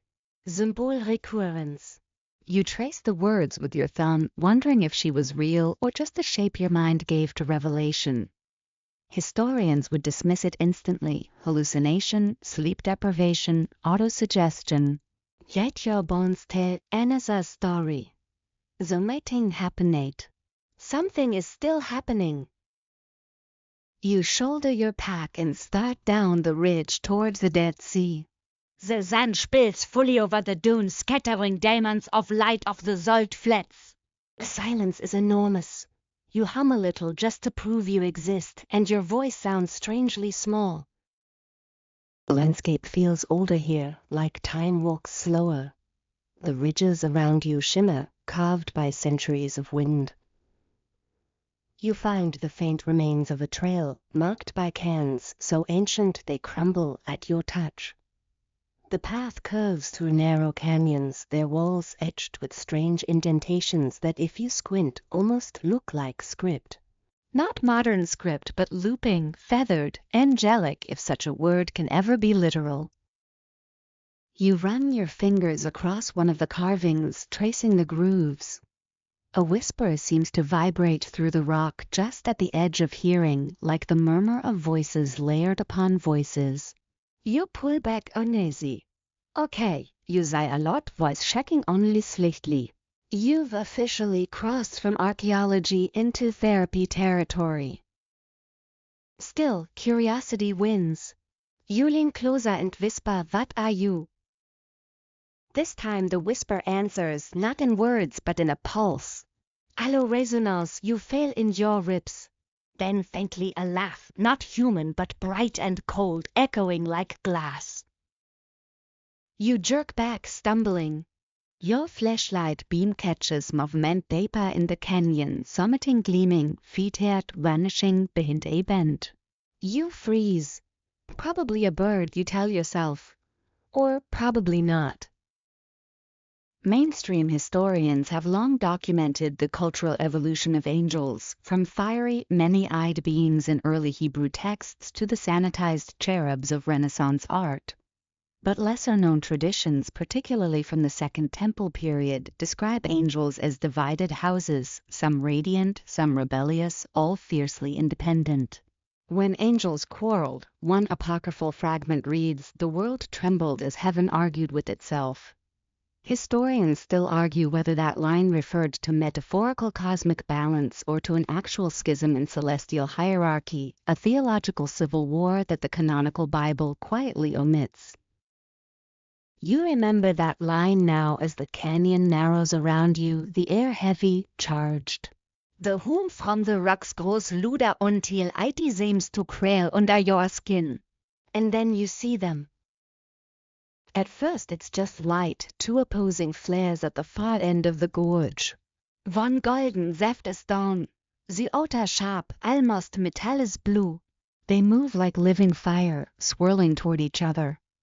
When they meet, the light fractures into shapes, two figures, both immense, both barely distinct. One kneels, wings folded like silk. The other stands tall, sword gleaming with cold brilliance. Their voices aren't sound but thunder shaped into meaning. You loved them too much. The golden one's tone is sorrowful. You forgot what love costs. The other's voice cuts like frost. You stand frozen, caught between awe and fear. They don't seem to notice you. Their argument rolls through the air, echoing against the canyon walls. They are dust, and yet they rise, says the Golden One. Should we not lift them? We were not made to lift them, the Blue replies. We were made to remember what they forgot. The Golden One flares brichter, wings unfurling, scattering light like molten gold. Then memory has betrayed mercy. The Blue One raised the sword, no trade, only conviction. Mercy is the privilege of ignorance. And 10 sie längs. The canyon hum stops. The light vanishes. You blink, blinded by afterglow, and when vision returns, the figures are gone. Only a faint scorch mark remains on the rock where they stood, two overlapping circles, one gold, one blue. You sink to your knees, trembling. Okay, you whisper Rosalie. That happened. You press your hand to the mark, it's warm. A pulse, steady, slow beats beneath your fingers. You close your eyes, half expecting another vision, but instead you hear your own heartbeat syncing with the stone's rhythm. For a moment, you feel suspended between two truths, that heaven argues still and that you've become its unwilling audience. You take out your recorder, voice checking slightly. Audio log, I don't know how to explain this rationally. I saw light, two presences. They spoke about love, mercy, memory. Possibly symbolic. Possibly not. If this is hallucination, it's very polite about it. You laugh weakly. Also, apparently angels argue like philosophers on bad coffee. You stop the recording and just breathe. The air felt thinner, sharper, as if laced with static. A faint echo of their argument still hangs there, vibrating behind your ribs. You stay like that for what feels like hours until the shadows lengthen and the desert begins to cool. The colors of twilight pour down the canyon walls, pinks and violets bleeding into each other. You finally rise, stretching aching limbs, and whisper thank you, though you're not sure to whom. The hike out is slow. You keep glancing back, half expecting the lights to flare again. They don't, but the memory burns anyway, too vivid to fade. You wonder if Elier saw them too, if this was part of the chapter he refused to burn. You remember his warning, the angels remember what you choose to forget. By the time you reach the edge of the wadi, night has fully fallen. The stars have returned, impossibly clear. You make camp near a cluster of boulders that block the wind. The Zilang's felt heavier now, layered with invisible voice. You warm a can of soup over your small stove, the mundane smell oddly comforting after the day's impossible visions. Use a note in your journal. The lost chapter seems obsessed with duality, mercy and memory, creation and hunger, light and fire. Maybe it's less a story than a mirror, heaven reflecting its own confusion. Maybe that's why they erased it. Because it sounded too human. You pause, tapping your pen against the page. Or maybe you say softly, because it was too true. You glance toward the canyon, half expecting a reply. Instead, the night answers with a gust of wind carrying the faint scent of salt and something metallic. You smile VRY. Fine. Be mysterious. As you settle into your sleeping bag, you can't help but imagine the two figures still somewhere above, their debate echoing across eternity. Perhaps they were never enemies, only opposites holding the tension that keeps the world balanced. You think of that golden one's voice, sorrowful, tender, and realize with a pang that even angels long for mercy. You close your eyes, whispering a line from Eliot's Marginalia, even the light envies those who forget. And as you drift toward sleep, the desert hum returns, low and steady, almost like a lullaby sung by invisible choirs. You wake to the sound of water. For a moment, your half-dreaming mind insists it's rain, though rain hasn't touched this desert in months. Then, as awareness sharpens, you realize it's not falling from above, it's moving beneath you. A low, liquid murmur rising from somewhere under the rock, like a slow tide crackling through the bones of the earth. You sit up, every nerve alert. The morning light is pale and diffused, the air cool, almost tender. Your camp stove sits cold beside you, untouched. You tilt your head and listen again. Yes, definitely water, though faint and far. A stream or perhaps something deeper. You pull on your boats, grab your flashlight, and follow the sound. It leads you down a narrow fissure between boulders, barely wide enough to squeeze through. They are gross, damper, cooler. The light fades as you descend. You use the flashlight sparingly, the beam catching glimmers of mineral sheen on the stone. The sound of the water strengthens, a heartbeat growing louder, faster. You whisper to yourself, you really should stop following mysterious noises into holes in the desert. The rock, as usual, offers no counter-argument. After a few minutes, the passage widens and you step into a cavern unlike any you've seen. The walls curve smooth and luminous, carved by centuries of unseen current. At the center, a pool stretches wide and impossibly still, glowing faintly from within. The water isn't clear, it's silver, dense, like liquid glass. It breathes light. You kneel at the edge, mesmerized. Ripples move in slow rhythm, though there's no wind, no source. The air smells faintly of salt and old parchment. You dip a finger in. The liquid is cool, yet leaves a faint warmth trailing across your skin, like static that hums into your pulse. You whisper, "Are you alive?" The pool answers, not with sound but with reflection. The surface trembles, then clears, showing not your face but the open sea, waves rolling under a black sky. You gasp, instinctively pulling back, but fascination pins you in place. The image happens. A man in a small wooden vessel, Salz tattered, eyes bricht with terror and wonder. He's alone, surrounded by endless dark water that glows faintly from below. He speaks, though his lips don't move in your reflection.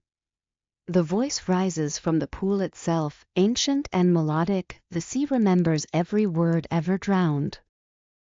You realize what you're seeing isn't a vision, it's a memory. Not yours, but the sea's. Mainstream historians agree that many ancient peoples believed the ocean held divine consciousness, a living archive of creation. In early Canaanite myth, the sea god Yam warred against the order of heaven, punished for knowing too much. Later texts, Babylonian, even early Hebrew, echo this tension, the sea as chaos, yet also as witness. But fringe scholars have long whispered about a lost mariner's psalm, a chapter said to describe a prophet who heard the sea speak. Historians still argue whether that psalm ever existed or if it was later reimagined as fragments in Job or Jonah.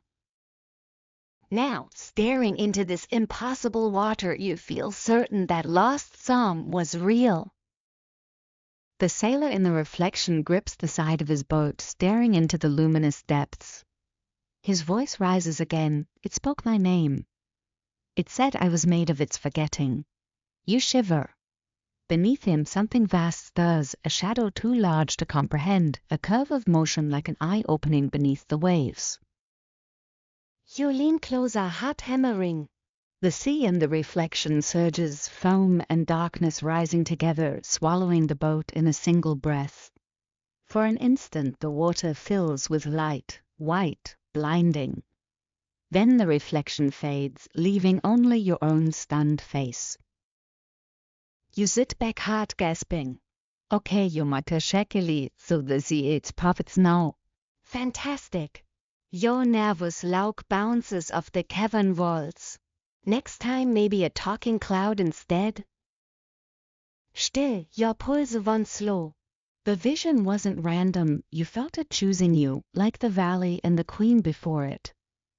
Each step closer to the chapter seems to awaken another voice, another witness. You remember Elios' line, "Either element remembers." Maybe this cavern is the sea's archive, the echo of what it once knew. You uncap your notebook, jotting notes furiously. Subterranean pool, possible symbolic connection to lost mariner's psalm. Vision, Menetzi, sie gleich sentient memory. You pause, then add wryly, should probably stop touching glowing liquids. But your curiosity wins again. You stare into the pool, surfs once more, whispering, "Show me more." This time the reflection shifts differently, now showing not a sailor but a coastline, vast and ruined. Broken statues line the shore, their faces eroded but still noble. Between them walk figures cloaked in white, carrying scrolls bound with seaweed. "One stops tones and mates your gas through the water." His voice is faint but clear. We wrote the words the sea remembered, but men feared the tide. The image fades before you can respond. You sit back, trembling, whispering, "You wrote it. You wrote the chapter." The hum of the water deepens, rhythmic like a breath shared between worlds. You realize you're not alone. Behind you soft footsteps echo. You spin around, flashlight beams slicing through darkness, only to reveal the empty tunnel. You listen. Silence. Then a faint sigh. You turn back to the pool and freeze. The reflection now shows not the sea, not ruins, but you. Standing here staring down. Except the you in the reflection smiles faintly, a knowing curve of lips you're sure you didn't make. Then your reflection speaks. The sea has already told you everything. You just haven't remembered yet. You stumble backward, heart slamming. The reflection ripples, distorts, and reforms into calm water. The cavern silence folds around you again, heavy but not threatening. You whisper, voice unsteady, "Elior, what was this chapter?" Historians still argue whether the earliest scriptures were ever meant to be read as narrative or as ritual, text as invocation rather than story. Maybe Elior's forbidden chapter wasn't meant to be read at all. Maybe it was meant to be heard, spoken to the sea, to the valley, to the elements that remember. You crouch at the pool's edge again, one hand hovering above it. "If you remember everything," you murmur, "then remember me kindly." A faint ripple travels across the surface. Not from wind, there is none, but from something deeper responding. You feel warmth brush your palm, almost like gratitude. You whisper half laughing, "Guess that's a yes." You linger there for hours, lost in the quiet glow until your flashlight begins to flicker. As you turn to leave, you look back one last time. The pool remains calm, silver light pulsing slowly, like a living heartbeat. You think, no, you know that it's watching. Outside, the sun has risen high, flooding the valley with harsh brilliance. The world feels emptier without the water's hum, as though you've left part of yourself behind. You climb the ridge slowly, sweat soaking your shirt, heart still fluttering from what you witnessed. At the top, the wind greets you with its dry whisper. You take one last look down at the cracked expanse below. The cavern mouth is invisible from here, hidden beneath folds of stone, guarding its secret. You whisper softly, the sea spoke. The words test the strange on your tongue, half might, half truth. You know no one will believe you, but belief isn't the point anymore. The chapter isn't asking you to convince anyone. It's asking you to listen. You shoulder your pack and turn toward the horizon. The sun gleams against the salt flats, blinding and beautiful. You squint through the glare and smile faintly. Somewhere outweighs the next verse, the next impossible whisper. And as you walk, you swear you can still hear it, the faintest sound of waves beneath the earth, murmuring in rhythm with your steps. The road after the cavern feels almost ordinary, which makes you distrust it immediately. You walk for hours through a landscape bleached of detail, sand, sun, silence, each step crunching like a clock tick that refuses to stop. The echo of the sea's voice still trembles in your chest, though you can't tell whether it's memory or madness. Either way, it keeps you company better than most people do. By midday, the wind rises, carrying grains of salt that sting your cheeks. The valley stretches wide, glittering as if dusted with powdered glass. On the far horizon are sharp valves, a dark blotch against the pale world. You squint. It's not a rock formation this time, nor a mirage. It's a tower. You hesitate. Towers don't just sprout in deserts. Not like that. But then again, talking seas aren't standard either, and you're too far gone to pretend normal rules apply. So you keep walking. The closer you get, the stranger it becomes. The tower resolves into a spiraling structure built of alternating layers of black stone and bleached bone. Literally bone, long femurs, rib arcs, vertebrae, fused into walls that seem to pulse faintly beneath the sunlight. You mutter, yeah, definitely not OSHA approved, and step closer. At its base, a narrow entrance gapes like a mouth. Carved above the lintel are words half erased by wind and time. You trace them with your fingers, the Tower of Breath. Mainstream archaeologists recognize the phrase from a set of late Babylonian incantation tablets, where it's described as a structure built to speak with what cannot breathe. Most dismissed it as metaphor for tombs or oracles. But some fringe researchers, particularly one Dr. Lenora Graves, who you remember reading about in an obscure symposium PDF, insisted it referred to a real site now lost beneath shifting sands. Historians still argue whether her discovery of a Tower of Breath tablet fragment in the Negev was authentic or an elaborate hoax. You step inside anyway. The air changes instantly, cool, sweet, dense with the faint scent of frankincense and something else. Vomiting like lightning before a storm. The interior spirals upward, the walls ribbed like the inside of a creature's lung. The Silence total, your footsteps sound like intrusions. Halfway up you notice small alcoves carved into the wall. Each holds a stone tablet etched with text, not cuneiform or Hebrew, but a script you can't place. The letters seem to shimmer when you glance sideways, as if alive only in the corner of your eye. You whisper, you'd think someone would have put this in a museum by now. Your voice doesn't echo. Instead it answers. From somewhere above, a breath of air sighs downward, carrying words that are not your own. Every breath remembers its maker. You freeze. Okay, sure, you say quietly. The air talks now. Why not? You crane your neck upward, but the spiral vanishes into darkness. The light from your flashlight seems to shrink, devoured by the walls. You continue climbing. The higher you go, the harder breathing becomes. The air thickens as though the tower itself is inhaling, exhaling, drawing you into its rhythm.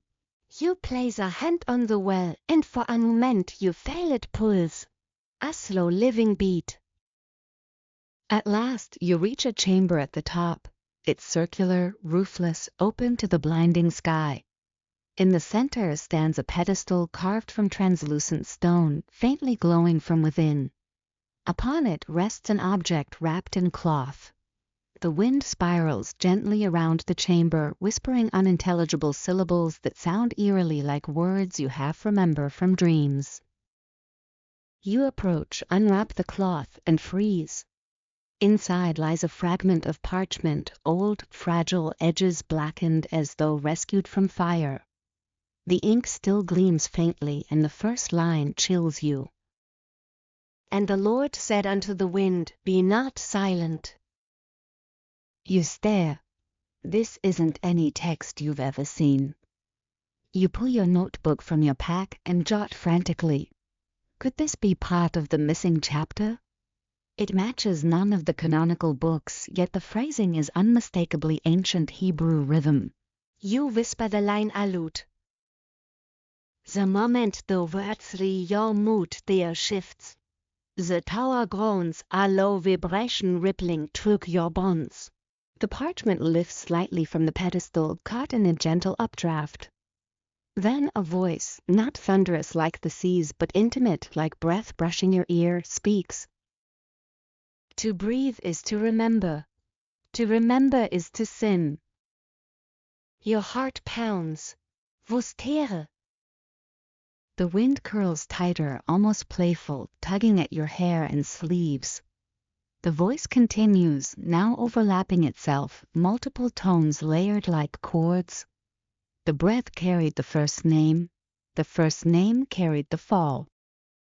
You realize what this means. If the sea remembered creation, then perhaps the air remembered speech, the first articulation, the sound that separated light from dark. That would explain why this tower feels alive. It's built as a lung of the world, preserving the first whisper. Historians still argue whether the ancient Hebrews borrowed or invented the idea that divine power resided in sound.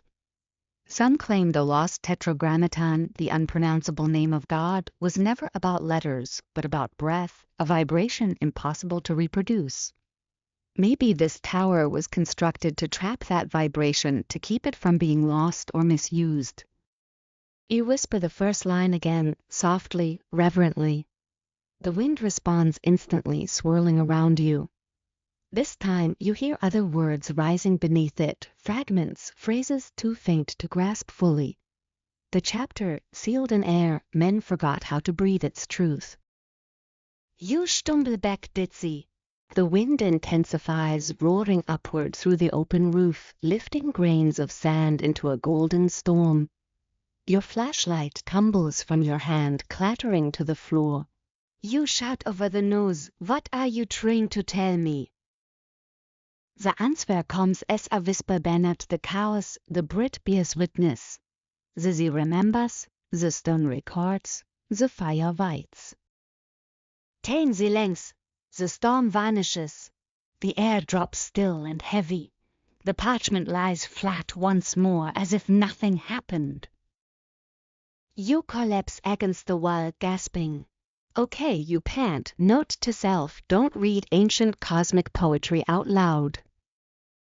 But you can't ignore what you will in it. Each element, the valley, the sea, the air, guards a fragment of the forbidden chapter. Together they form something larger, a story that creation itself is still whispering. You stand, wrap the parchment carefully, and slide it into your pack. As you descend the tower, the air feels lighter, almost relieved. You could swear you hear a faint chuckle on the wind. Outside, the desert sun greets you with merciless brightness. You take a long breath, testing salt, dust, and submitting electric beneath it. The horizon shimmers, and for a moment you imagine the sky itself breathing with you.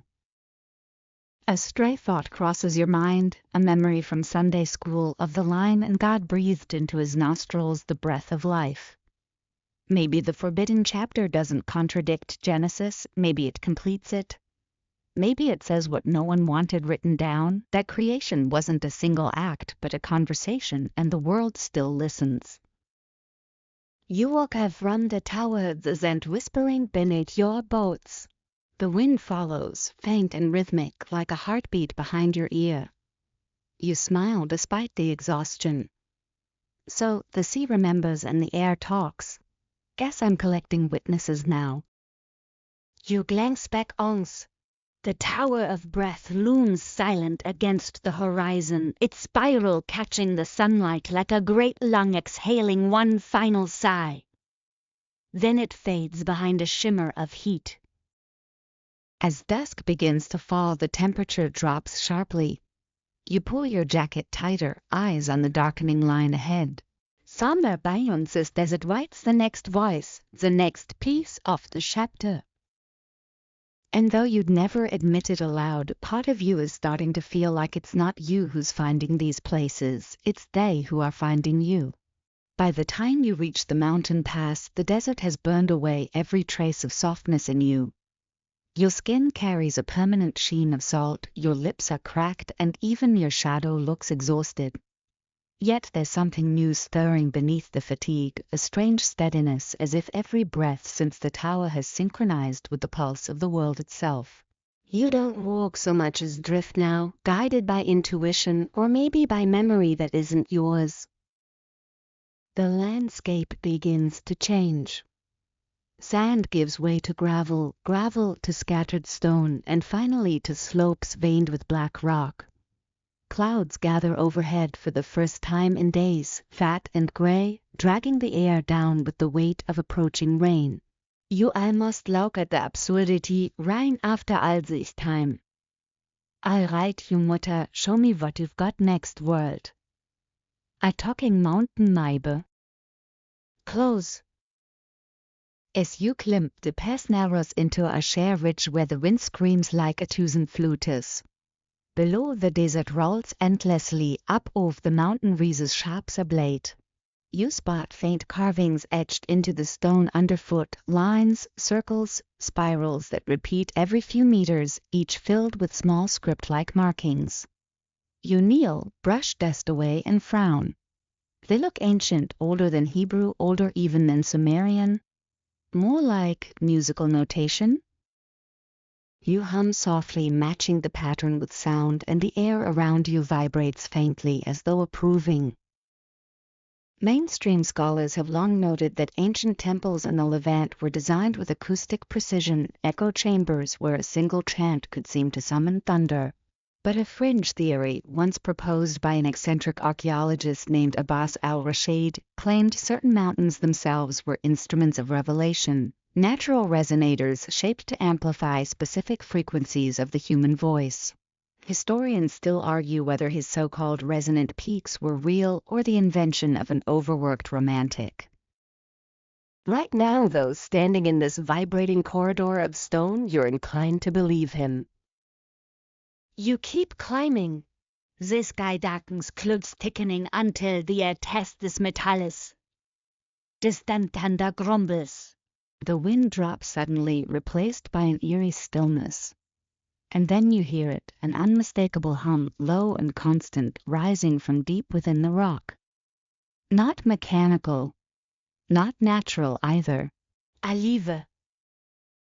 You press your palm to the well and feel it, an undercurrent of energy pulsing like the slow breath of the planet. Then, as though sensing your attention, the hum shifts pitch, aligning with your heartbeat. Okay, you whisper, definitely the talking mountain. You follow the sound around a bend and enter a narrow hollow. Inside, the walls glow faintly blue, streaked with veins of quartz. In the center stands a column of smooth basalt, its surface carved with more of that spiral script. When you step closer, your reflection flickers across it, not once but many times layered atop each other like echoes in glass. You take out your flashlight, but the beam seems to bounce strangely, refracting across invisible surfaces. The hum deepens again, and then, without warning, words form within the vibration itself. They're not spoken, not even heard. They simply arrive in your mind as if the mountain were thinking straight into you. The fire remembers the first forgetting. You blink Schecken. You the fire, you murmur alut. The hum answers with a rising tremor, like laughter through stone. Then more words. Before light, there was heat. Before heat, there was longing. The other residue of desire. You take a slow breath. It sounds poetic, but your gut tells you it's literal. The mountain, the fire trapped inside it, is the memory of creation's hunger, the energy that wanted to become. You recall what the Tower of Breath had whispered. The fire waits. And suddenly it clicks. The sea, the air, the stone, the fire, tear not random. They're the four elements, each a custodian of memory. Each holds a verse of the forbidden chapter, a record of what came before and what humanity was never meant to know again. The mountain hums again, this time louder, and your reflection multiplies wildly across the basalt. Dozens of you, all staring back, their mouths moving before yours does. Their voices, when they come, are not yours at all. We were witnesses to the fall of the word. The Shamba quakes thus drifting from the Zeiling. Lightning flashes outside, momentarily flooding the cave with blinding white. You stagger back, pulse racing. The hum shifts again, now forming a rhythmic pattern, like chanting or maybe recitation. You listen closely, and beneath the vibration you hear something else, words fragmented and strange. And fire said unto the stone, "Halt me fast, lest I consume the sky." And the stone answered, "Only if you speak no more." Your notebook is out before you realize it. You scroll the phrases down, heart pounding. "That's it," you whisper. "That's part of it."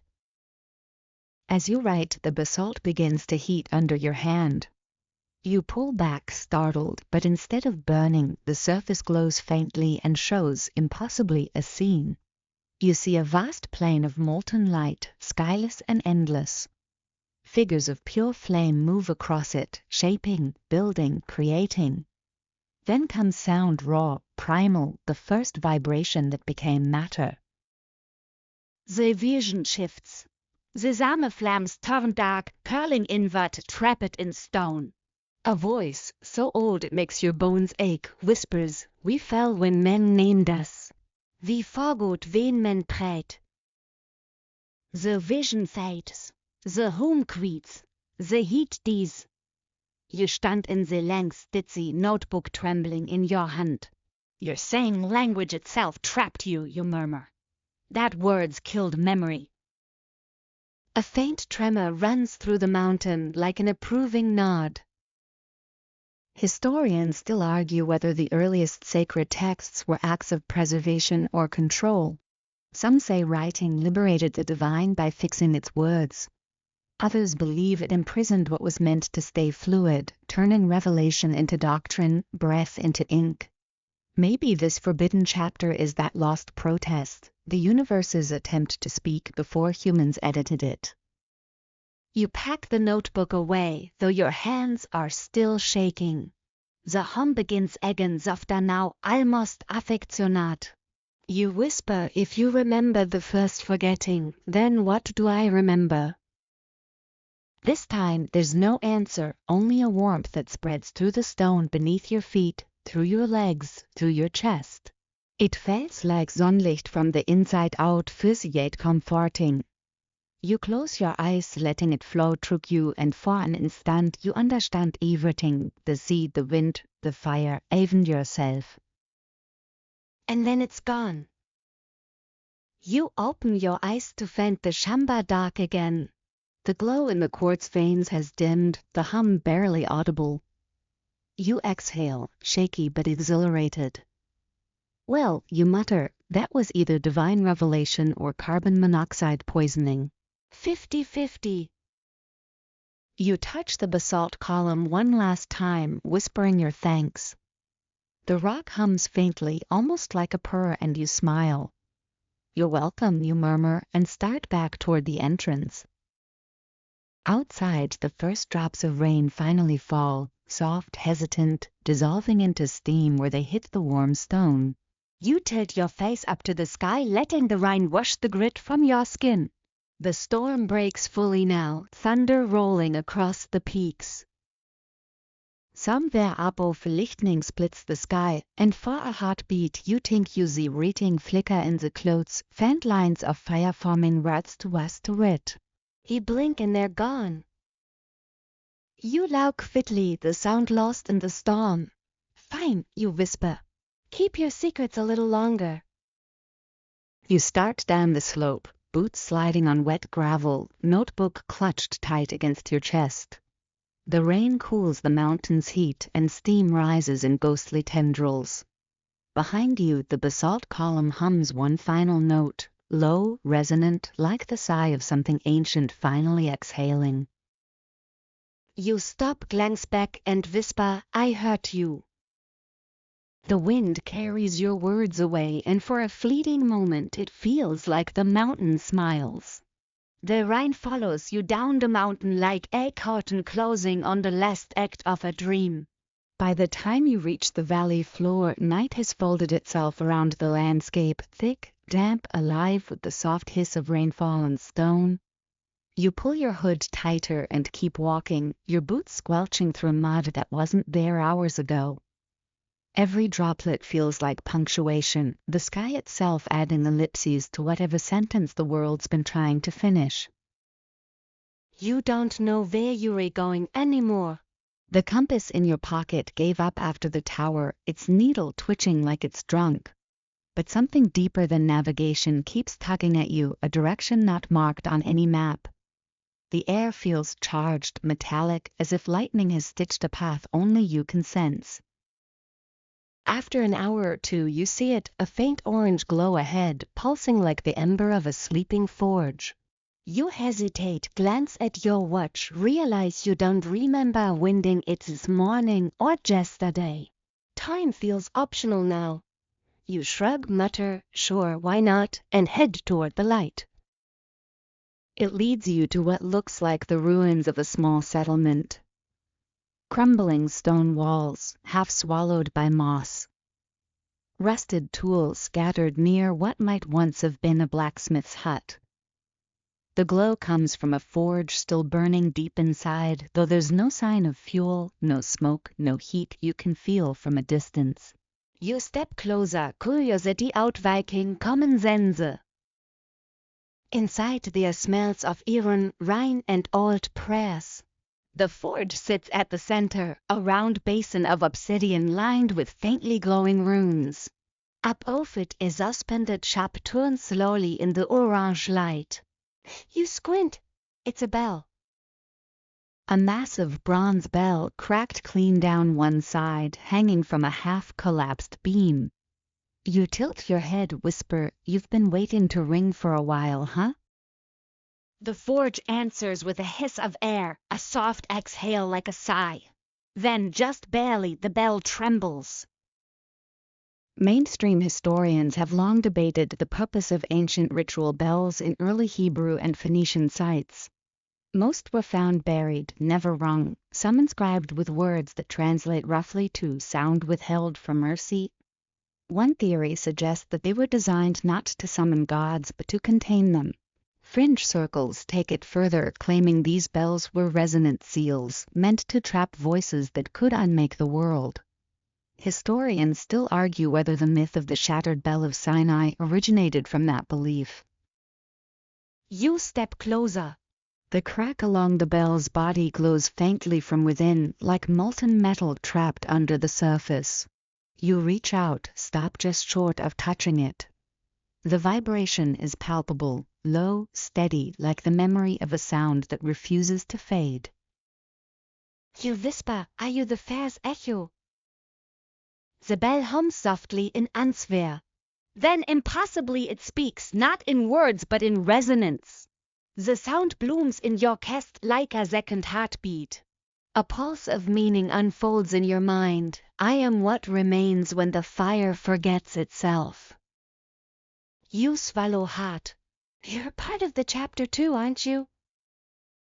The bell hums again, a mournful tone. Sparks leap from the forge, swirling into faint shapes, letters that almost make sense before fading. The resonance deepens, shaping another phrase. When the word was broken, we were made to keep the silence. You feel your pulse quicken. So you're the seal. You were built to stop it from returning. A low, trembling note answers. The forge flares once, illuminating the runes on its rim. You kneel to trace them. They form a pattern of concentric circles, each inscribed with fragments of language, some you recognize from the parchment, others entirely new. As your fingers graze the outer ring, the runes flicker to life. The bell chimes on softly. The sound isn't loud, but it's absolute. Everything else in the world seems to stop to listen. Even the rain pauses midair. The moment stretches, thins glass. Then the sound reaches you. It doesn't pass through your ears so much as through your bones.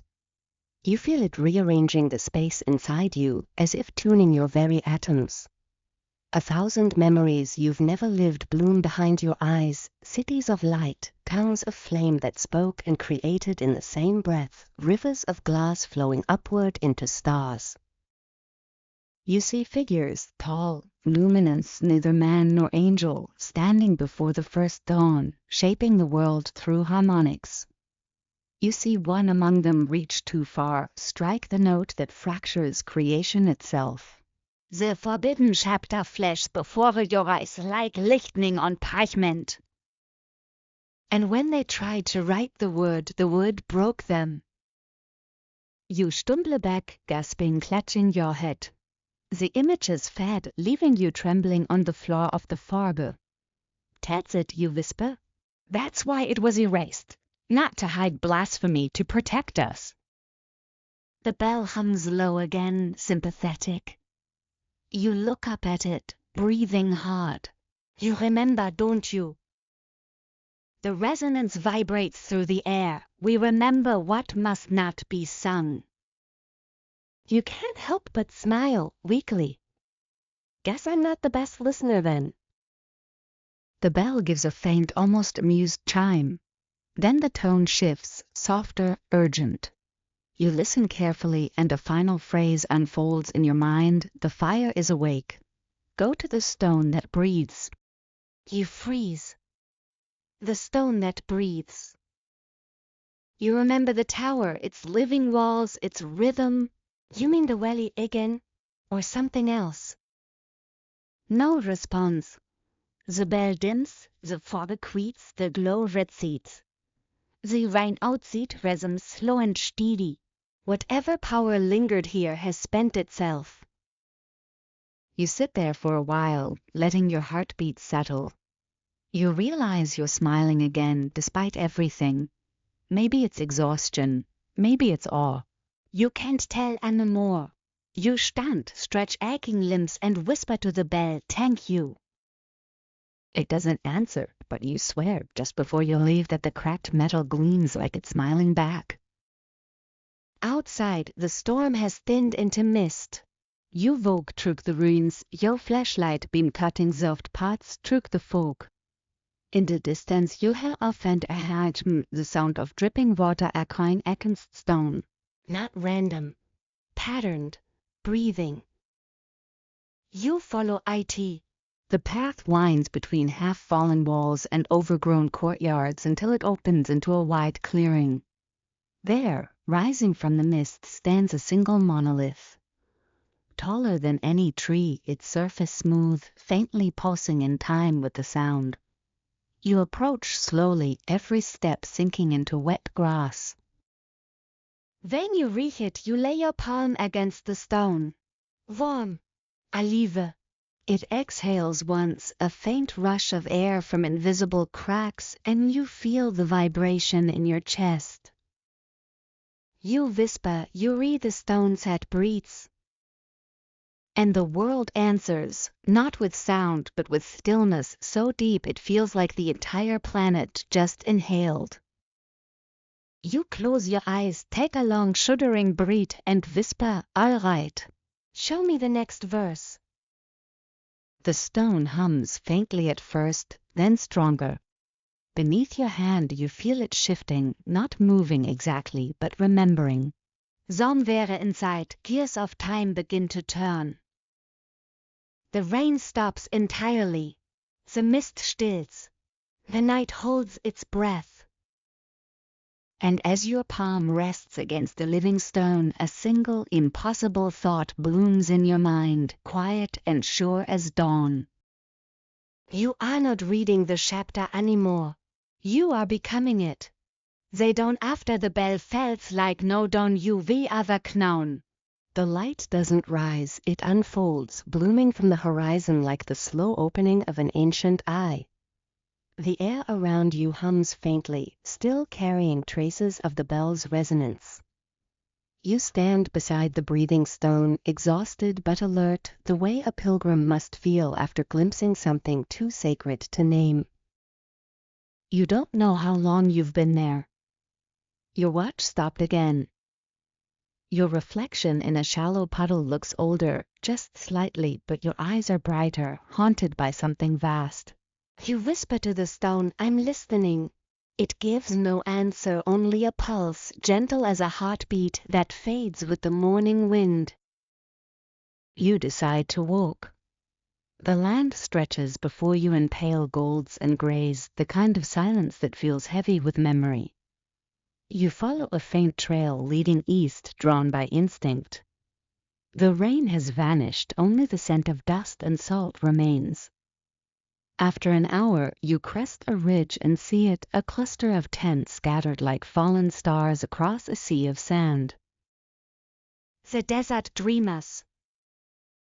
You've heard their name whispered among scholars and drifters, monks, mystics, and exiles who live without scripture, claiming to dream the words instead.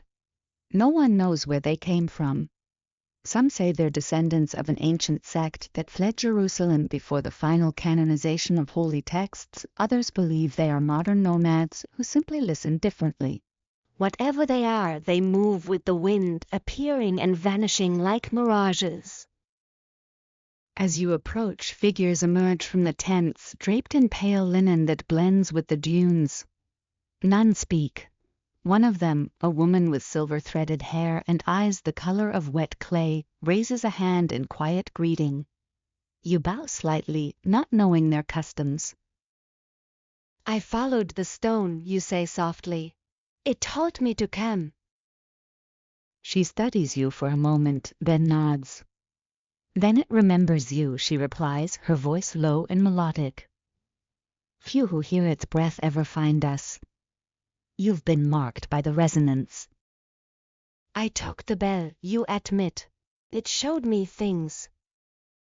A ripple of murmurs passes through the group. The woman gestures for you to follow her into the largest tent. Inside there are smells of cedar and mine ara. Tapestries hang from the poles, embroidered with spirals and symbols that seem to shift when you're not looking directly at them. At the center sits a shallow bowl filled with fine sand. In it are drawn concentric circles, runes like those on the bell's forge. The woman kneels beside it and begins to smooth the sand with her hands. You've seen the fragments, she says. Now you must understand the dream. You hesitate. The dream. She nods. Every night we dream the chapter. Each of us a line, a verse, a sound. When dawn comes, we remember fragments, and together they form what was once forbidden. The chapter lives through our sleep. You feel a chill. You mean you speak it? Not aloud. Never aloud. Her tone sharpens. It was the spoken form that tore the veil. But in the dream we are safe. The chapter sings itself to us, not in words but in images, in sensation. She gestures toward a small chest in the corner. Inside are thin pieces of polished bone etched with symbols. She lifts one, holds it to the light. The engraving depicts a man kneeling beneath a vast tree whose roots are aflame. This, she says, was one of my dreams, the fire that gives knowledge and burns memory.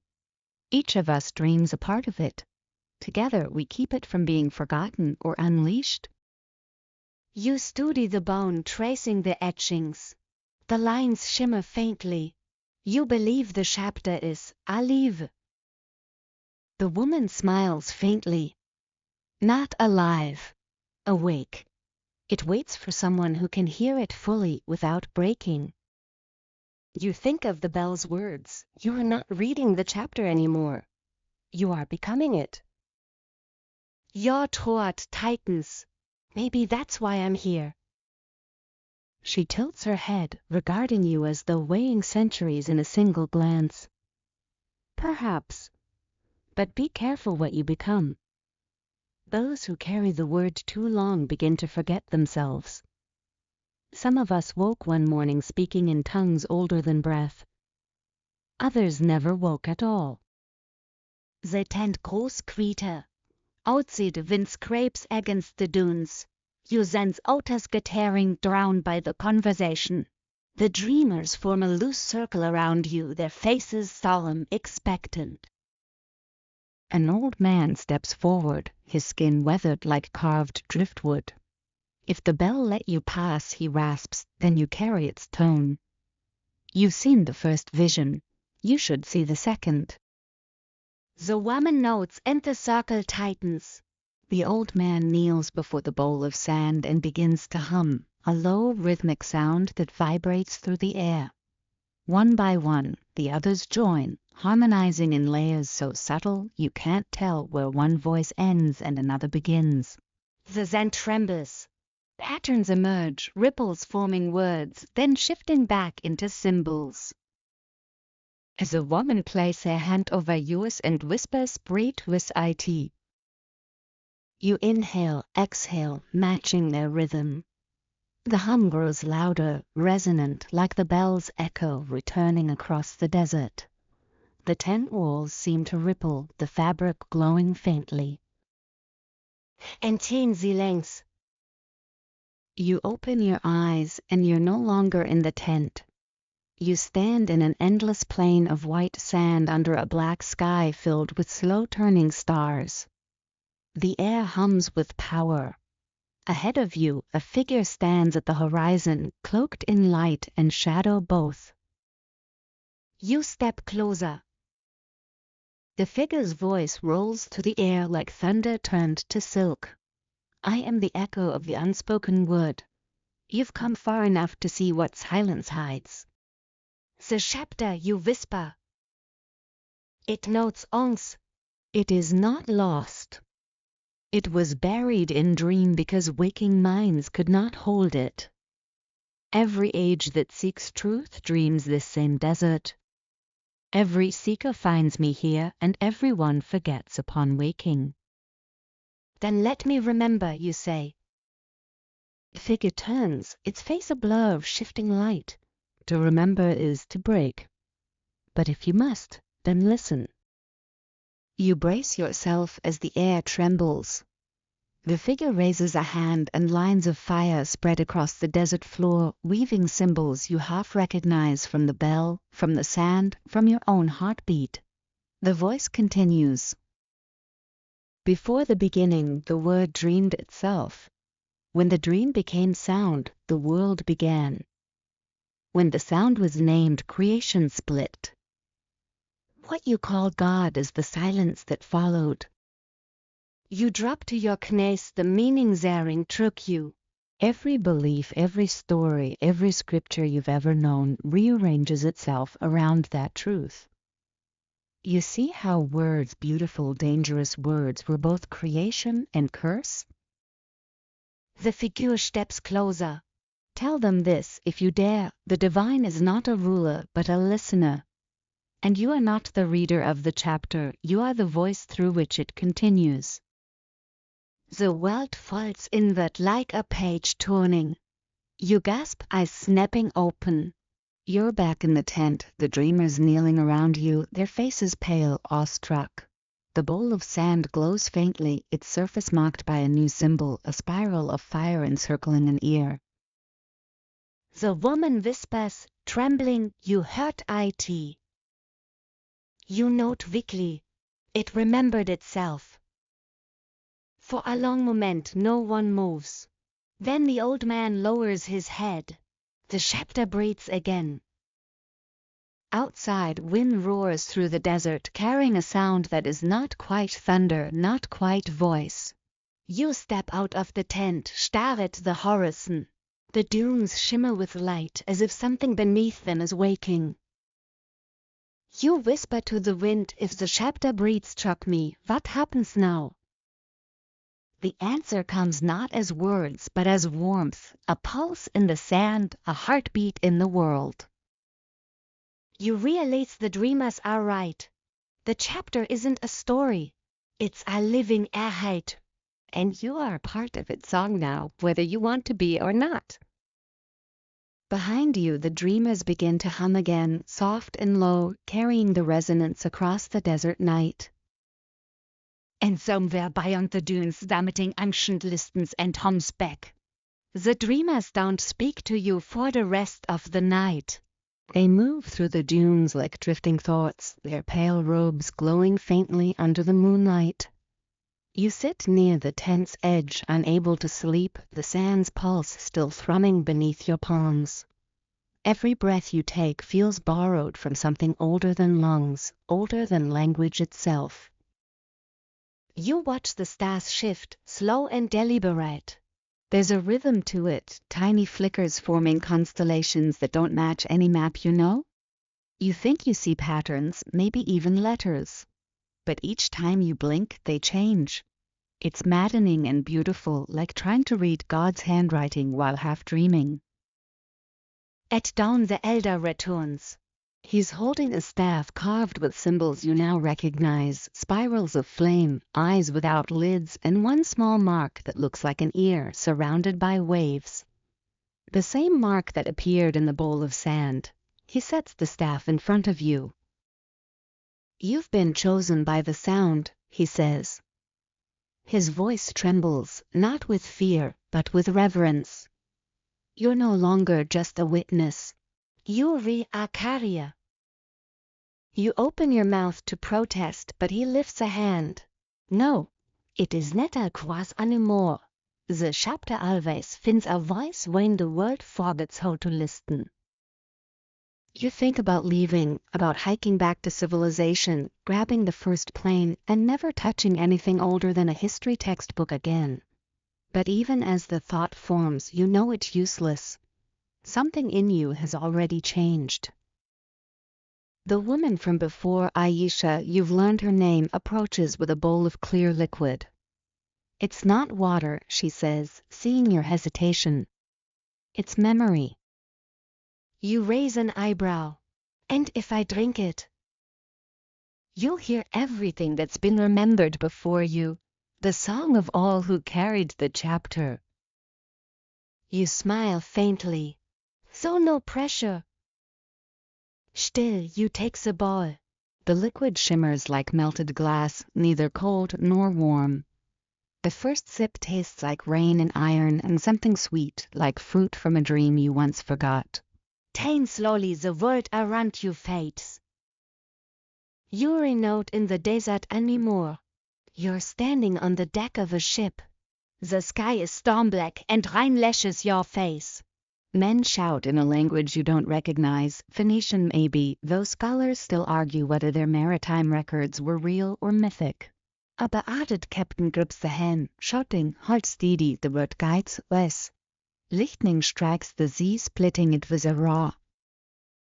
For a moment, you see what they see, a tower of fire rising from the water, letters made of light spiraling upward, spelling words you can't quite hold in your mind. Then everything shatters like glass. Yuri somewhere a candlelight stone walls Dambu's edge. A monk scribbles feverishly on parchment, muttering under his breath. His ink is blacker than night, his hands shaking.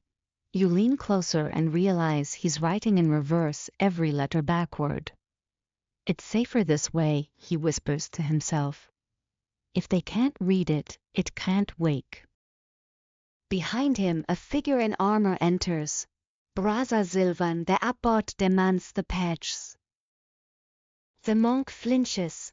He can demand silence. And then, with a sudden strength, he throws the parchment into the fire. The flames shift colors, blue, then white, then something beyond both. You hear him whisper, "Remember me," in the next voice. The stain fades again. Now you're in a bustling city, Alexandria maybe. The library burns. Scrolls crumble to ash, and people scream as fire devours centuries of knowledge. Amid the chaos, a woman stands calmly, eyes closed, her lips moving soundlessly. You can't hear her, but somehow you feel her words, not lost, only translated. You gasp, dropping the ball. It shatters against the sand, though you don't recall ever returning to the tent. Aisha steadies you, her face unreadable. Now you know, she murmurs. The chapter doesn't die. It reincarnates through memory. Your hands tremble, but those were real, actual leaves. Echoes, she says softly. The carries before you. Each time the word wakes, it chooses someone to keep its rhythm. Sometimes a sailor, sometimes a scribe. Now, you. You run a hand through your hair, half laughing, half terrified. That's absurd. She smiles faintly. So is believing a burning bush spoke once. But faith and absurdity often share a tent. You chuckle despite yourself. The humor feels necessary, like oxygen. Fair enough. Aisha leans closer. There's something else you need to know. Eva carrier leaves behind Armark sommating physical. When they're gone, their symbol appears somewhere in the world. That's how we find each other across centuries. You blink. And mine? She looks at your hand. You follow her gaze, and there, faint under the skin, the spiral within a near glows briefly before fading. Well, you exhale, that's not gonna help me at airport security. The dreamer's laugh, a quiet, almost fragile sound. For a brief moment you felt human again. Then Aisha's face hardens. But be warned. The chapter remembers balance. If you carry its sound, something else awakens to carry its silence. The forgottes. You frown. The what? They were created to erase what should never be spoken aloud, she says. A shadow order. Their task is to silence the carriers before the word destabilizes the world. You remember the cold figure from the canyon, the blue light, the words, "Mercy is the privilege of ignorance." Are they angels, you ask? Aisha shrugs. Some call them that. Others call them editors. You laugh nervously. The worst kind of angel's tane. Exactly. The wind rises suddenly, flinging sand across the tents. One of the dreamers rushes in breathless. They found us! Outside, figures appear on the ridge, tall, cloaked, faceless. The sand ripples under their feet like disturbed water. You feel your skin crawl, the dense around them absorbing sound. Even the wind grows silent. Aisha grabs your arm. The chapter can't be taken, it must be carried. The old ruins near the salt plain, run there. The resonance will protect you. Can't Leo? She smiles fierce and calm. We'll meet again in someone else's dream. Before you can argue, she presses something into your hand, a shard of bone edged with a spiral. Then she pushes you toward the dunes. Run. You obey. Sand whips against your face as you sprint, heart hammering. Behind you the silence deepens. You glance back once and see the forgetters descend upon the camp, not attacking exactly, but unmaking. Wherever they step, tents fold into nothingness, light snuffed like breath on glass. You stumble down a slope, the shard still clutched in your palm. The sand burns where it touches the bone. I pull the beads within it, matching your heart. You reach the salt plain just as the first forgetter crests the ridge. Its face is blank, smooth as polished stone.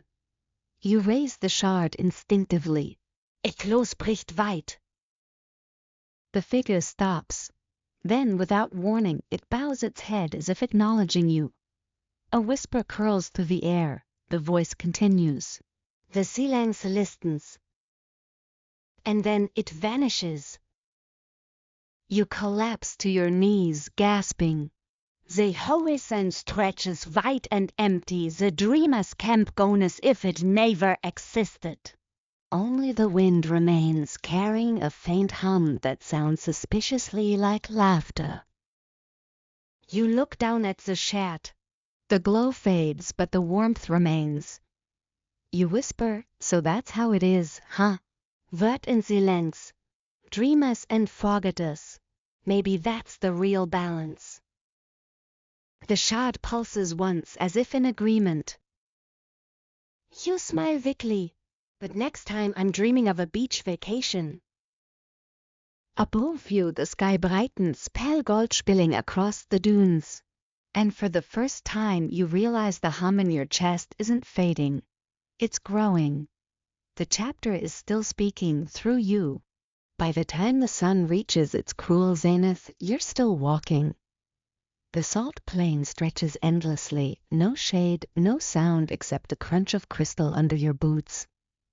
The shard burns faintly against your palm, as though reminding you it's still there, still alive. You mutter to it, half delirious, you better start giving directions soon, or I'm throwing you into the Dead Sea. It doesn't respond, of course. But then again, neither did the bell, until it wanted to. You glance back once, hoping to see some trace of the dreamers. Terrace noting. No tents, no footprints, not even the faint indentation of where the wind tore through their camp. It's as if they've been erased from the world, as though the forgetters didn't just destroy them, they unwrote them. The thought hits hard, sharp as hunger. You whisper, I won't forget you, but even as you say it, you feel something tugging at the edge of your memory, a gentle static trying to wipe them away. You squeeze the shard tighter until it cuts your skin. No today, you hiss. The shard flashes once approvingly. You keep walking. After an hour, the heat becomes unbearable.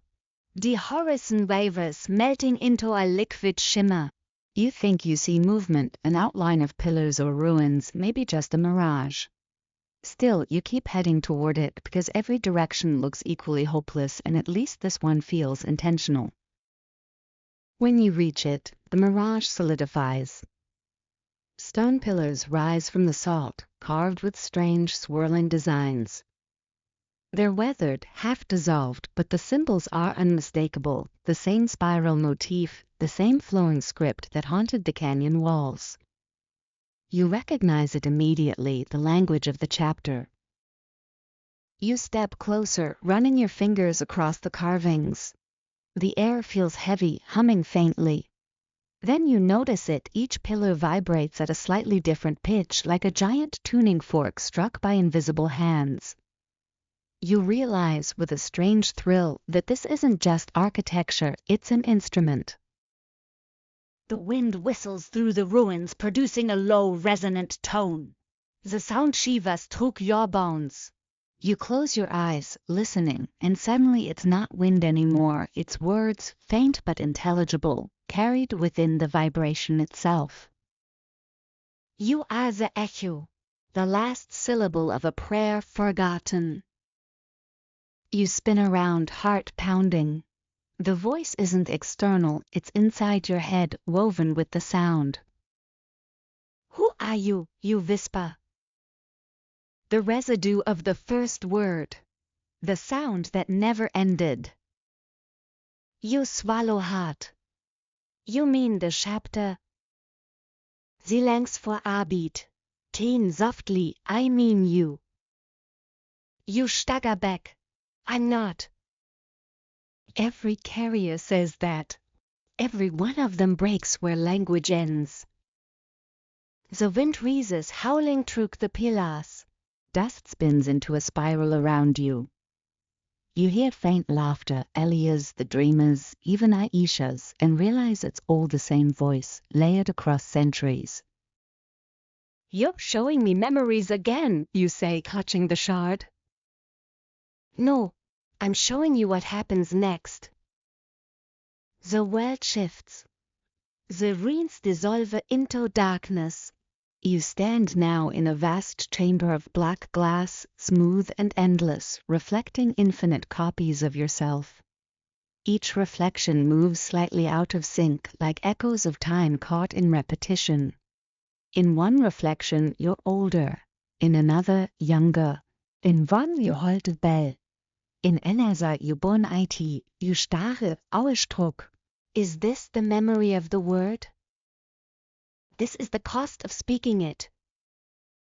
Your reflections begin to whisper one after another, overlapping. Forget. Remember. Rewrite. The chorus grows louder, a chant of infinite selves. You cover your ears, but it's useless. The sound isn't external. It's you. You drop to your knees, shouting, "Make it stop." The Shamba stills. One reflection steps forward, yourself but different. Its eyes are bright gold, its mouth curved in calm understanding. It looks at you almost pityingly. You can't unhear truth, it says, but you can choose what to remember. You stare at it, chest heaving. You're me. I'm what you become when you stop running. The reflection raises its hand. The shard in your palm vibrates violently. You recarrot Inuk. Let the sound rest. You shake your head. If I stop, it dies again. The reflection smiles faintly. That's the point. Every word must end before it begins again. Historians still argue whether the myth of the self-scribe originated in early Gnostic texts or from medieval desert legends, but its essence is the same, a traveler who becomes the scripture they sought, until no separation remains between seeker and word. Most dismiss it as allegory, a parable about ego and enlightenment. But standing here, watching your reflection shimmer with impossible light, allegory feels far too safe a word. You whisper, "I don't want to forget who I am." Then remember differently, your other self says gently. Remember not as a person, but as a rhythm. Before you can respond, the reflection reaches through the glass. The self ripples like liquid. You feel its hand press against yours, warm, pulsing, steady. The shard disintegrates between your fingers, dissolving into light that pours into your veins. A surge of sound explodes through you, not noise, but pure resonance.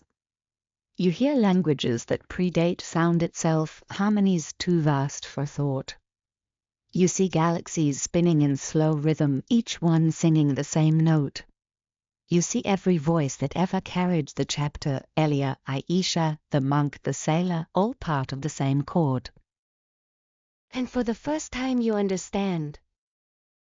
The word isn't a message. It's a frequency, a bridge between existence and silence. Each carrier doesn't protect it, they complete it, one vibration at a time. When you open your eyes, you re back in the ruins. The pillars hum louder now, their tones synchronized. The sound forms a melody, subtle but divine, rising and falling like breath. You realize you're standing in the center of the resonance. Then you hear footsteps. You turn. A figure approaches across the salt, a forgetter. The same smooth face, featureless and calm. But this time it doesn't radiate malice.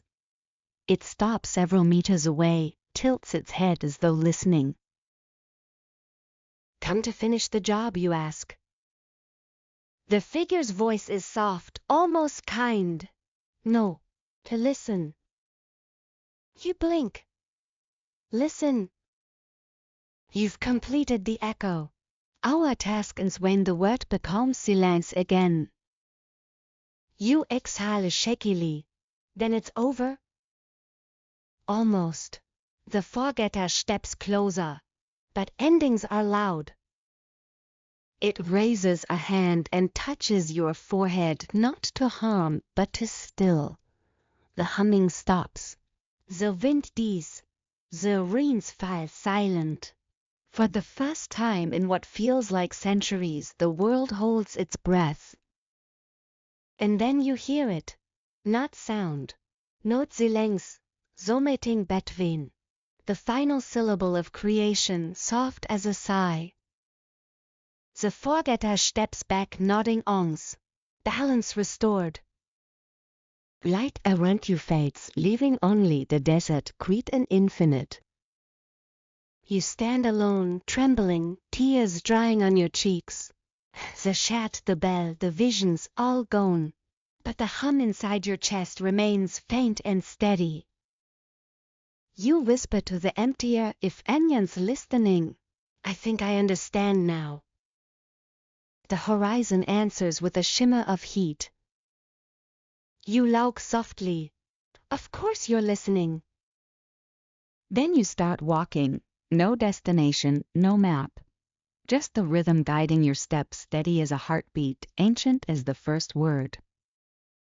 Somewhere in the distance faint but clear the sound of a bell rings ons. You walk until your legs ache and your mind floats somewhere between waking and dream. The sun lowers itself gently behind the dunes, painting the desert with bruised light, violets, ochres, and long rivers of shadow. The air cools, and the silence feels softer now, not empty but alive, like velvet breathing in rhythm with your thoughts. You should be tired. You should be afraid. Instead, you feel strangely calm. The hum inside you, auswild and deafening, is now a low vibration, gentle, almost tender. It's the kind of sound that feels like company. When night fully arrives, you make camp at the edge of a salt ridge. The stars spill across the sky in dazzling order, patterns you can almost read.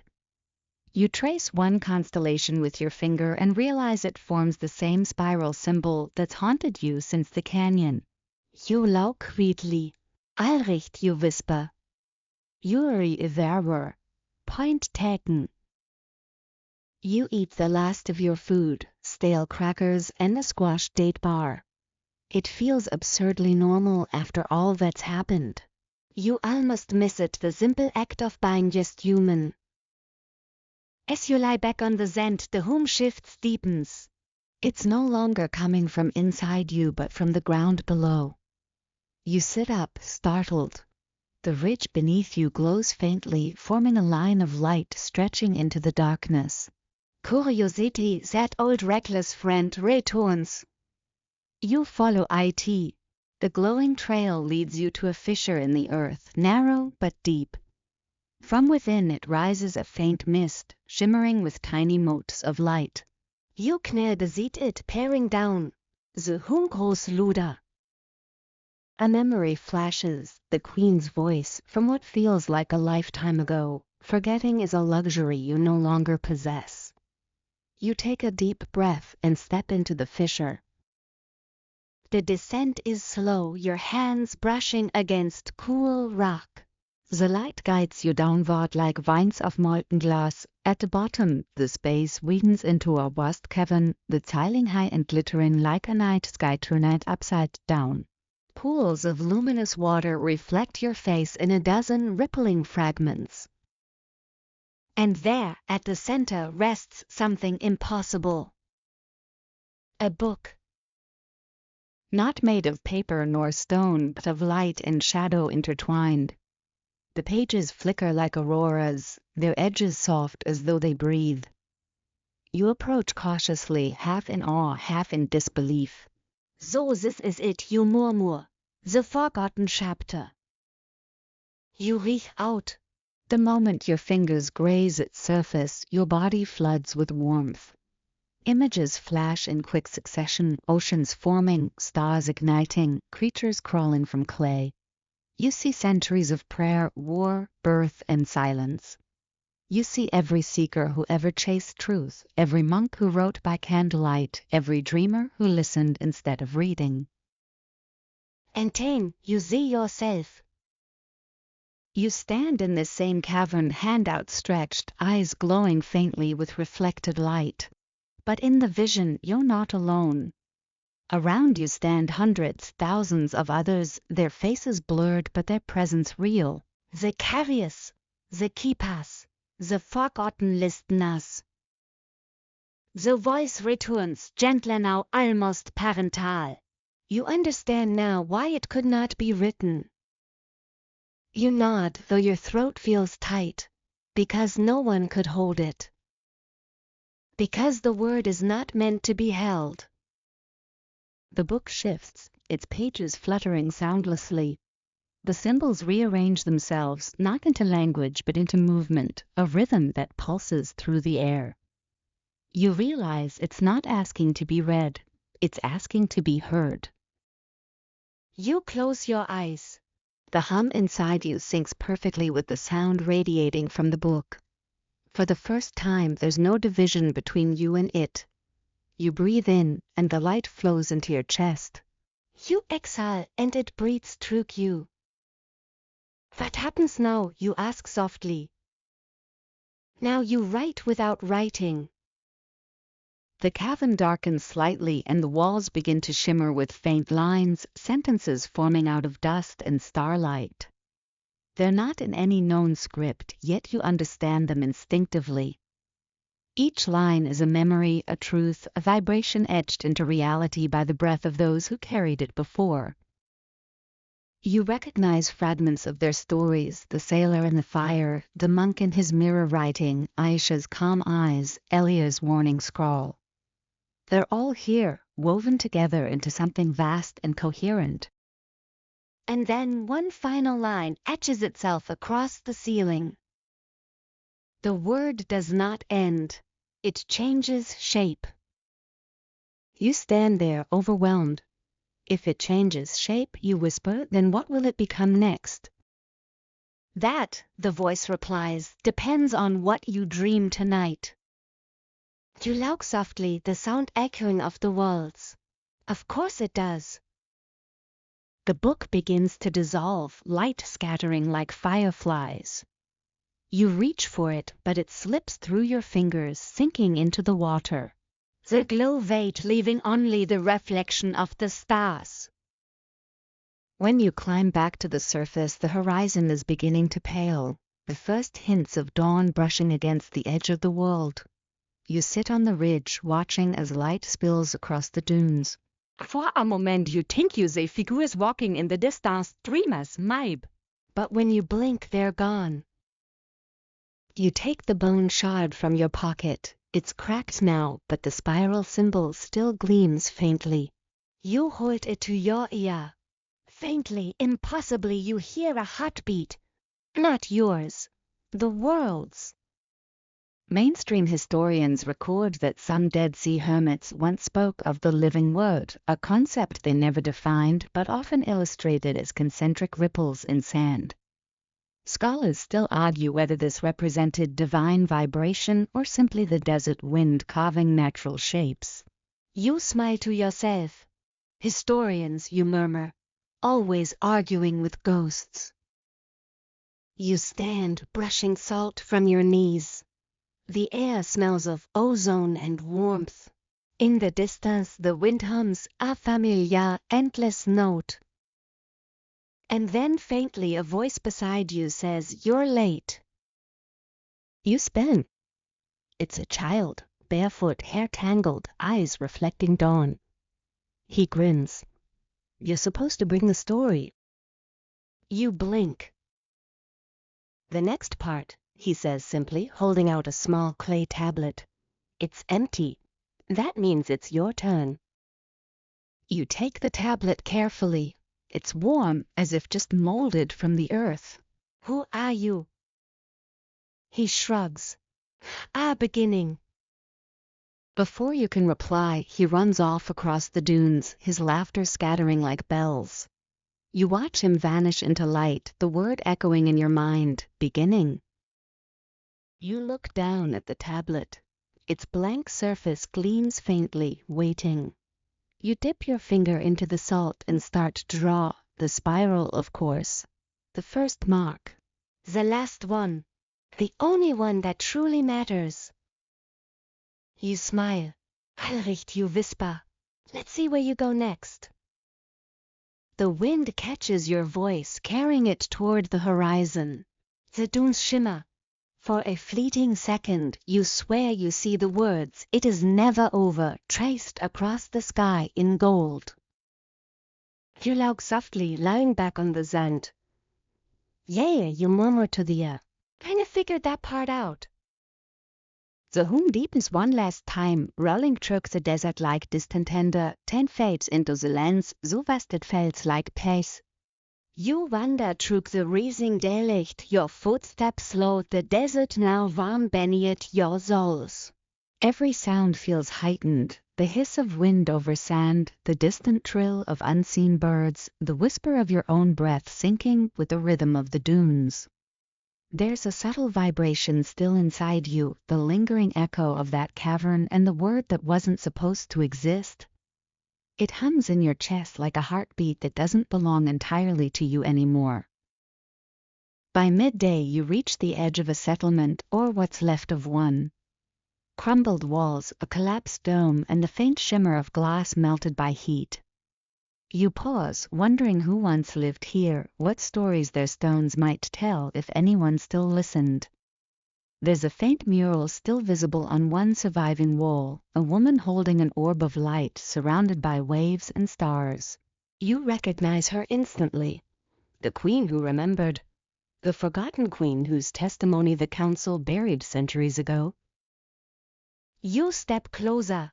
The paint flakes under your fingertips, yet the colors beneath are astonishingly vivid, deep indigos and gold. Around her, a spiral pattern radiates outward, repeating the same shape carved on the bone shard in your pocket. And then you see it, tiny script curling along the bottom edge, almost erased by time. You kneel to read it, the letters barely visible. It says the word refuses silence. You sit back, exhaling. There it is. Proof that this message, whatever it truly was, survived in whispers, in pigment, in symbols passed through generations. It didn't die when the scroll burned, or when the monks hid their copies, or even when the scholars pretended it never existed. It adapted.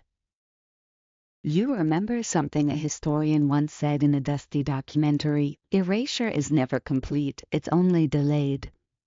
Historians still argue whether lost religious texts resurface by coincidence or design, whether human curiosity simply rediscovers them, or if something greater insists on being remembered.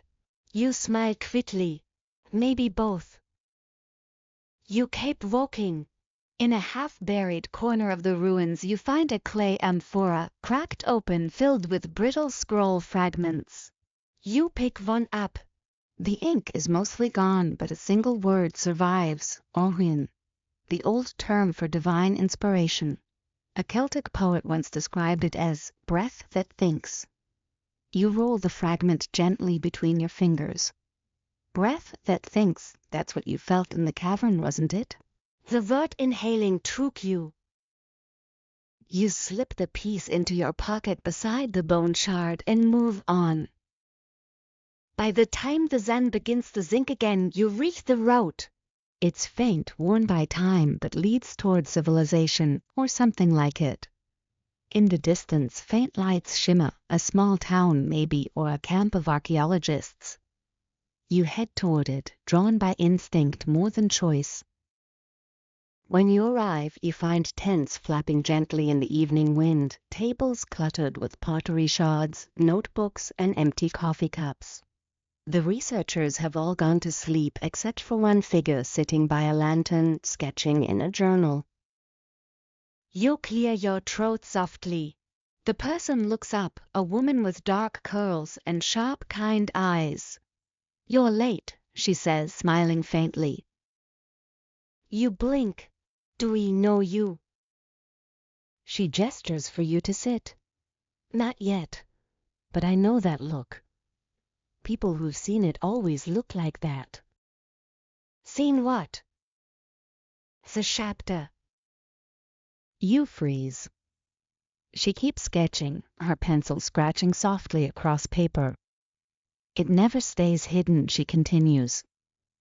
"It just changes its costume. Sometimes it shows up as a dream. Sometimes a song. Sometimes," she glances up at you, a traveler who wanders out of nowhere with sand in their shoes and light in their eyes. You look, shaking your head. "You talk like someone must be inviting for me." "I have," she says simply. "We all have." She flips the notebook around. On the page is a rough drawing of you, standing before a glowing book in a cavern. Your stomach tightens. "Who did you?" "I didn't," she interrupts softly. "It just came out. I dreamt it a week ago." You stare at her, the wind tugging at your sleeve. "So it's happening everywhere," you whisper. "People seeing the same thing." She nods. "Art poetry whispers. Some call it coincidence. I call it the echo." The word's pulse never stopped. It's just been vibrating quietly, waiting for enough of us to listen at the same time. She gestures to the horizon. You can hear it if you're still enough. You close your eyes. The wind hushes, the crickets pause, even your heart's loss. Then you hear it. A faint hum, low and resonant, rippling through the earth. You open your eyes. "So what happens now?" She smiles. "Now? It writes itself again." The night deepens and she invites you to the campfire. Around it sit a small circle of people, artists, linguists, travelers. They look up as you approach, and for a moment their faces blur, merging with those other faces you saw in the cavern, the countless carriers across centuries. Someone passes you a mug of tea.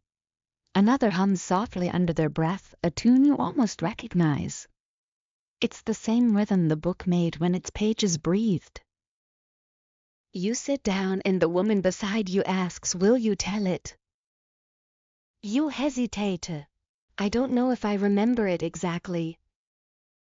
"Good," she says. "That means you're ready."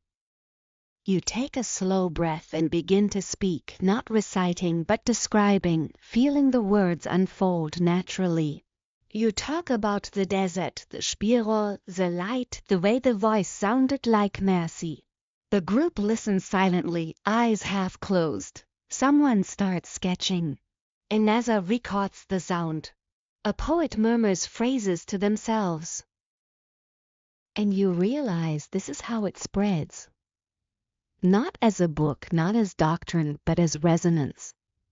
Through stories, through voices, through art. Later that night, as the others drift to sleep, you sit by the dying fire. The woman remains beside you, scribbling something in her notebook. "What are you writing?" you ask. She glances up. "A line that came to me just now." She reads it aloud. "Trud doesn't heed it, it waits for courage." He nods slowly. That's beautiful. She closes the notebook, smiling faintly. It's not mine. None of it ever is. Her words echo in your head long after she lies down to sleep. You stare at the stars, their quiet shimmer almost like punctuation marks on an infinite page.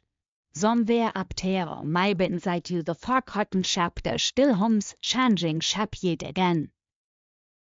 You think about all the times humanity tried to silence what it feared, burning books, banning songs, rewriting history. And yet here it is again, alive, irrepressible, rewriting you. Mainstream historians record that during the early Renaissance, dozens of painters embedded unexplainable spiral patterns into their religious frescoes. Some claim it was artistic fashion, others suspect it symbolized divine recursion. Historians still argue whether this spiral obsession hinted at suppressed knowledge from earlier mystical section scenes. You smile faintly. If only they could feel what you feel now, they'd stop arguing and start listening. The fire spotters. You lie back on the sand, hands folded behind your head.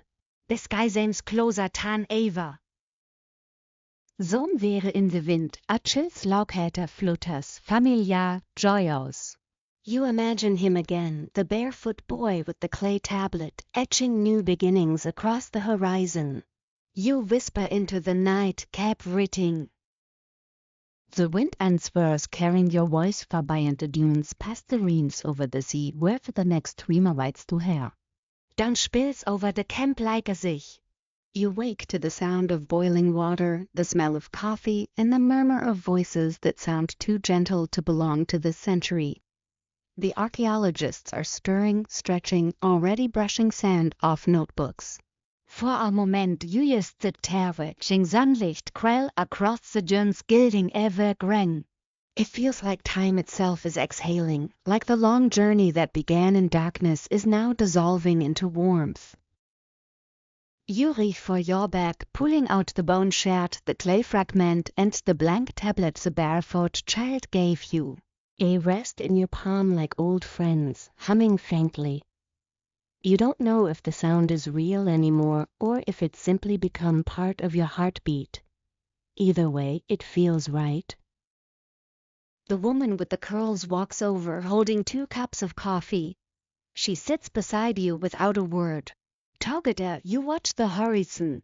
The dunes shift in slow motion, catching light as if I leave. Finally, she says, "You're leaving today, aren't you?" You nod. Yeah, I think I've found what I came for. She tilts her head. And what was that?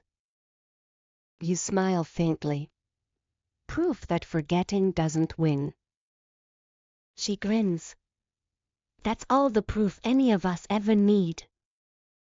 You sip your coffee. It's strong, bitter, grounding. The taste anchors you in the present. Around the camp, a few others are waking up and sketching spirals in the dust absent-mindedly, like children doodling without realizing why. You wonder if they too have heard it in their dreams. As the sun climbs higher, you pack your things and sling your bag over your shoulder. The woman gives you a knowing nod and you begin walking away, following no map. The sand crunches beneath your boots and each step feels lighter, as though gravity has relaxed its grip. The world stretches wide around you, open, humming, awake. You can still hear the echoes of the story in your mind, threading themselves through memory. It's not something you can quote or recite now, it's something you feel. The forgotten chapter is not forgotten anymore. It's breathing through you, through anyone who chooses to remember by heart rather than by book. Hours later, you find yourself on the edge of the desert where green shoots of grass begin to appear. There's a village nearby, modern, lively, filled with the smell of bread and the chatter of vendors. For the first time in days, you hear laughter, the clatter of pots, the honk of an engine. Life. You walk through the market slowly, almost disoriented by its brightness. A shopkeeper calls out, "Traveler, you look like you've come a long way, looking for the meeting." You pause, smile, and check your head. "No," you say softly. "I think I've already found it." He chuckles, wiping his hands on a towel. "Good. Then take this." He tosses you a small loaf of bread, still warm. You catch it instinctively. "On the house," he says. "Why?" you ask. He shrugs. You looked like someone who needed to be reminded the world still feeds you. You look quickly, nodding your thanks. As you walk away, tearing off a piece of bread, you notice a mural painted on the wall behind his stall. "Spirals again." Faint, half washed away by rain. You smile. It's everywhere now. The chapter refuses silence. You keep moving, drawn toward the edge of town where a small church sits half hidden by olive trees. The dog creaks as you step inside. Dust stands in the sunlight streaming through stained glass, forming halos around you. There's no one here, just empty pews and the soft tick of an old clock. You walk down the aisle and stop for the altar. For a long moment, you just stand there breathing. Then you take the clay tablet from your bag and set it gently on the wooden surface. Its blank face glows faintly in the light. "I don't know if this is where you belong," you whisper, "but it feels right." There stirs a faint rustler-like pages turning. You look up, and there it is again, written not in ink but in sunlight cutting through the dust. The word does not end. It changes shape. You smile, eyes stinging just a little. "Yeah," you whisper. "I remember." You stay there a while, just listening. The hum is softer now, barely audible, like the low murmur of distant waves. You realize it will never leave completely, nor should it. Every time someone writes, sings, dreams, or simply listens deeply enough, the chapter will stir again. Not to command, not to preach, but to remind.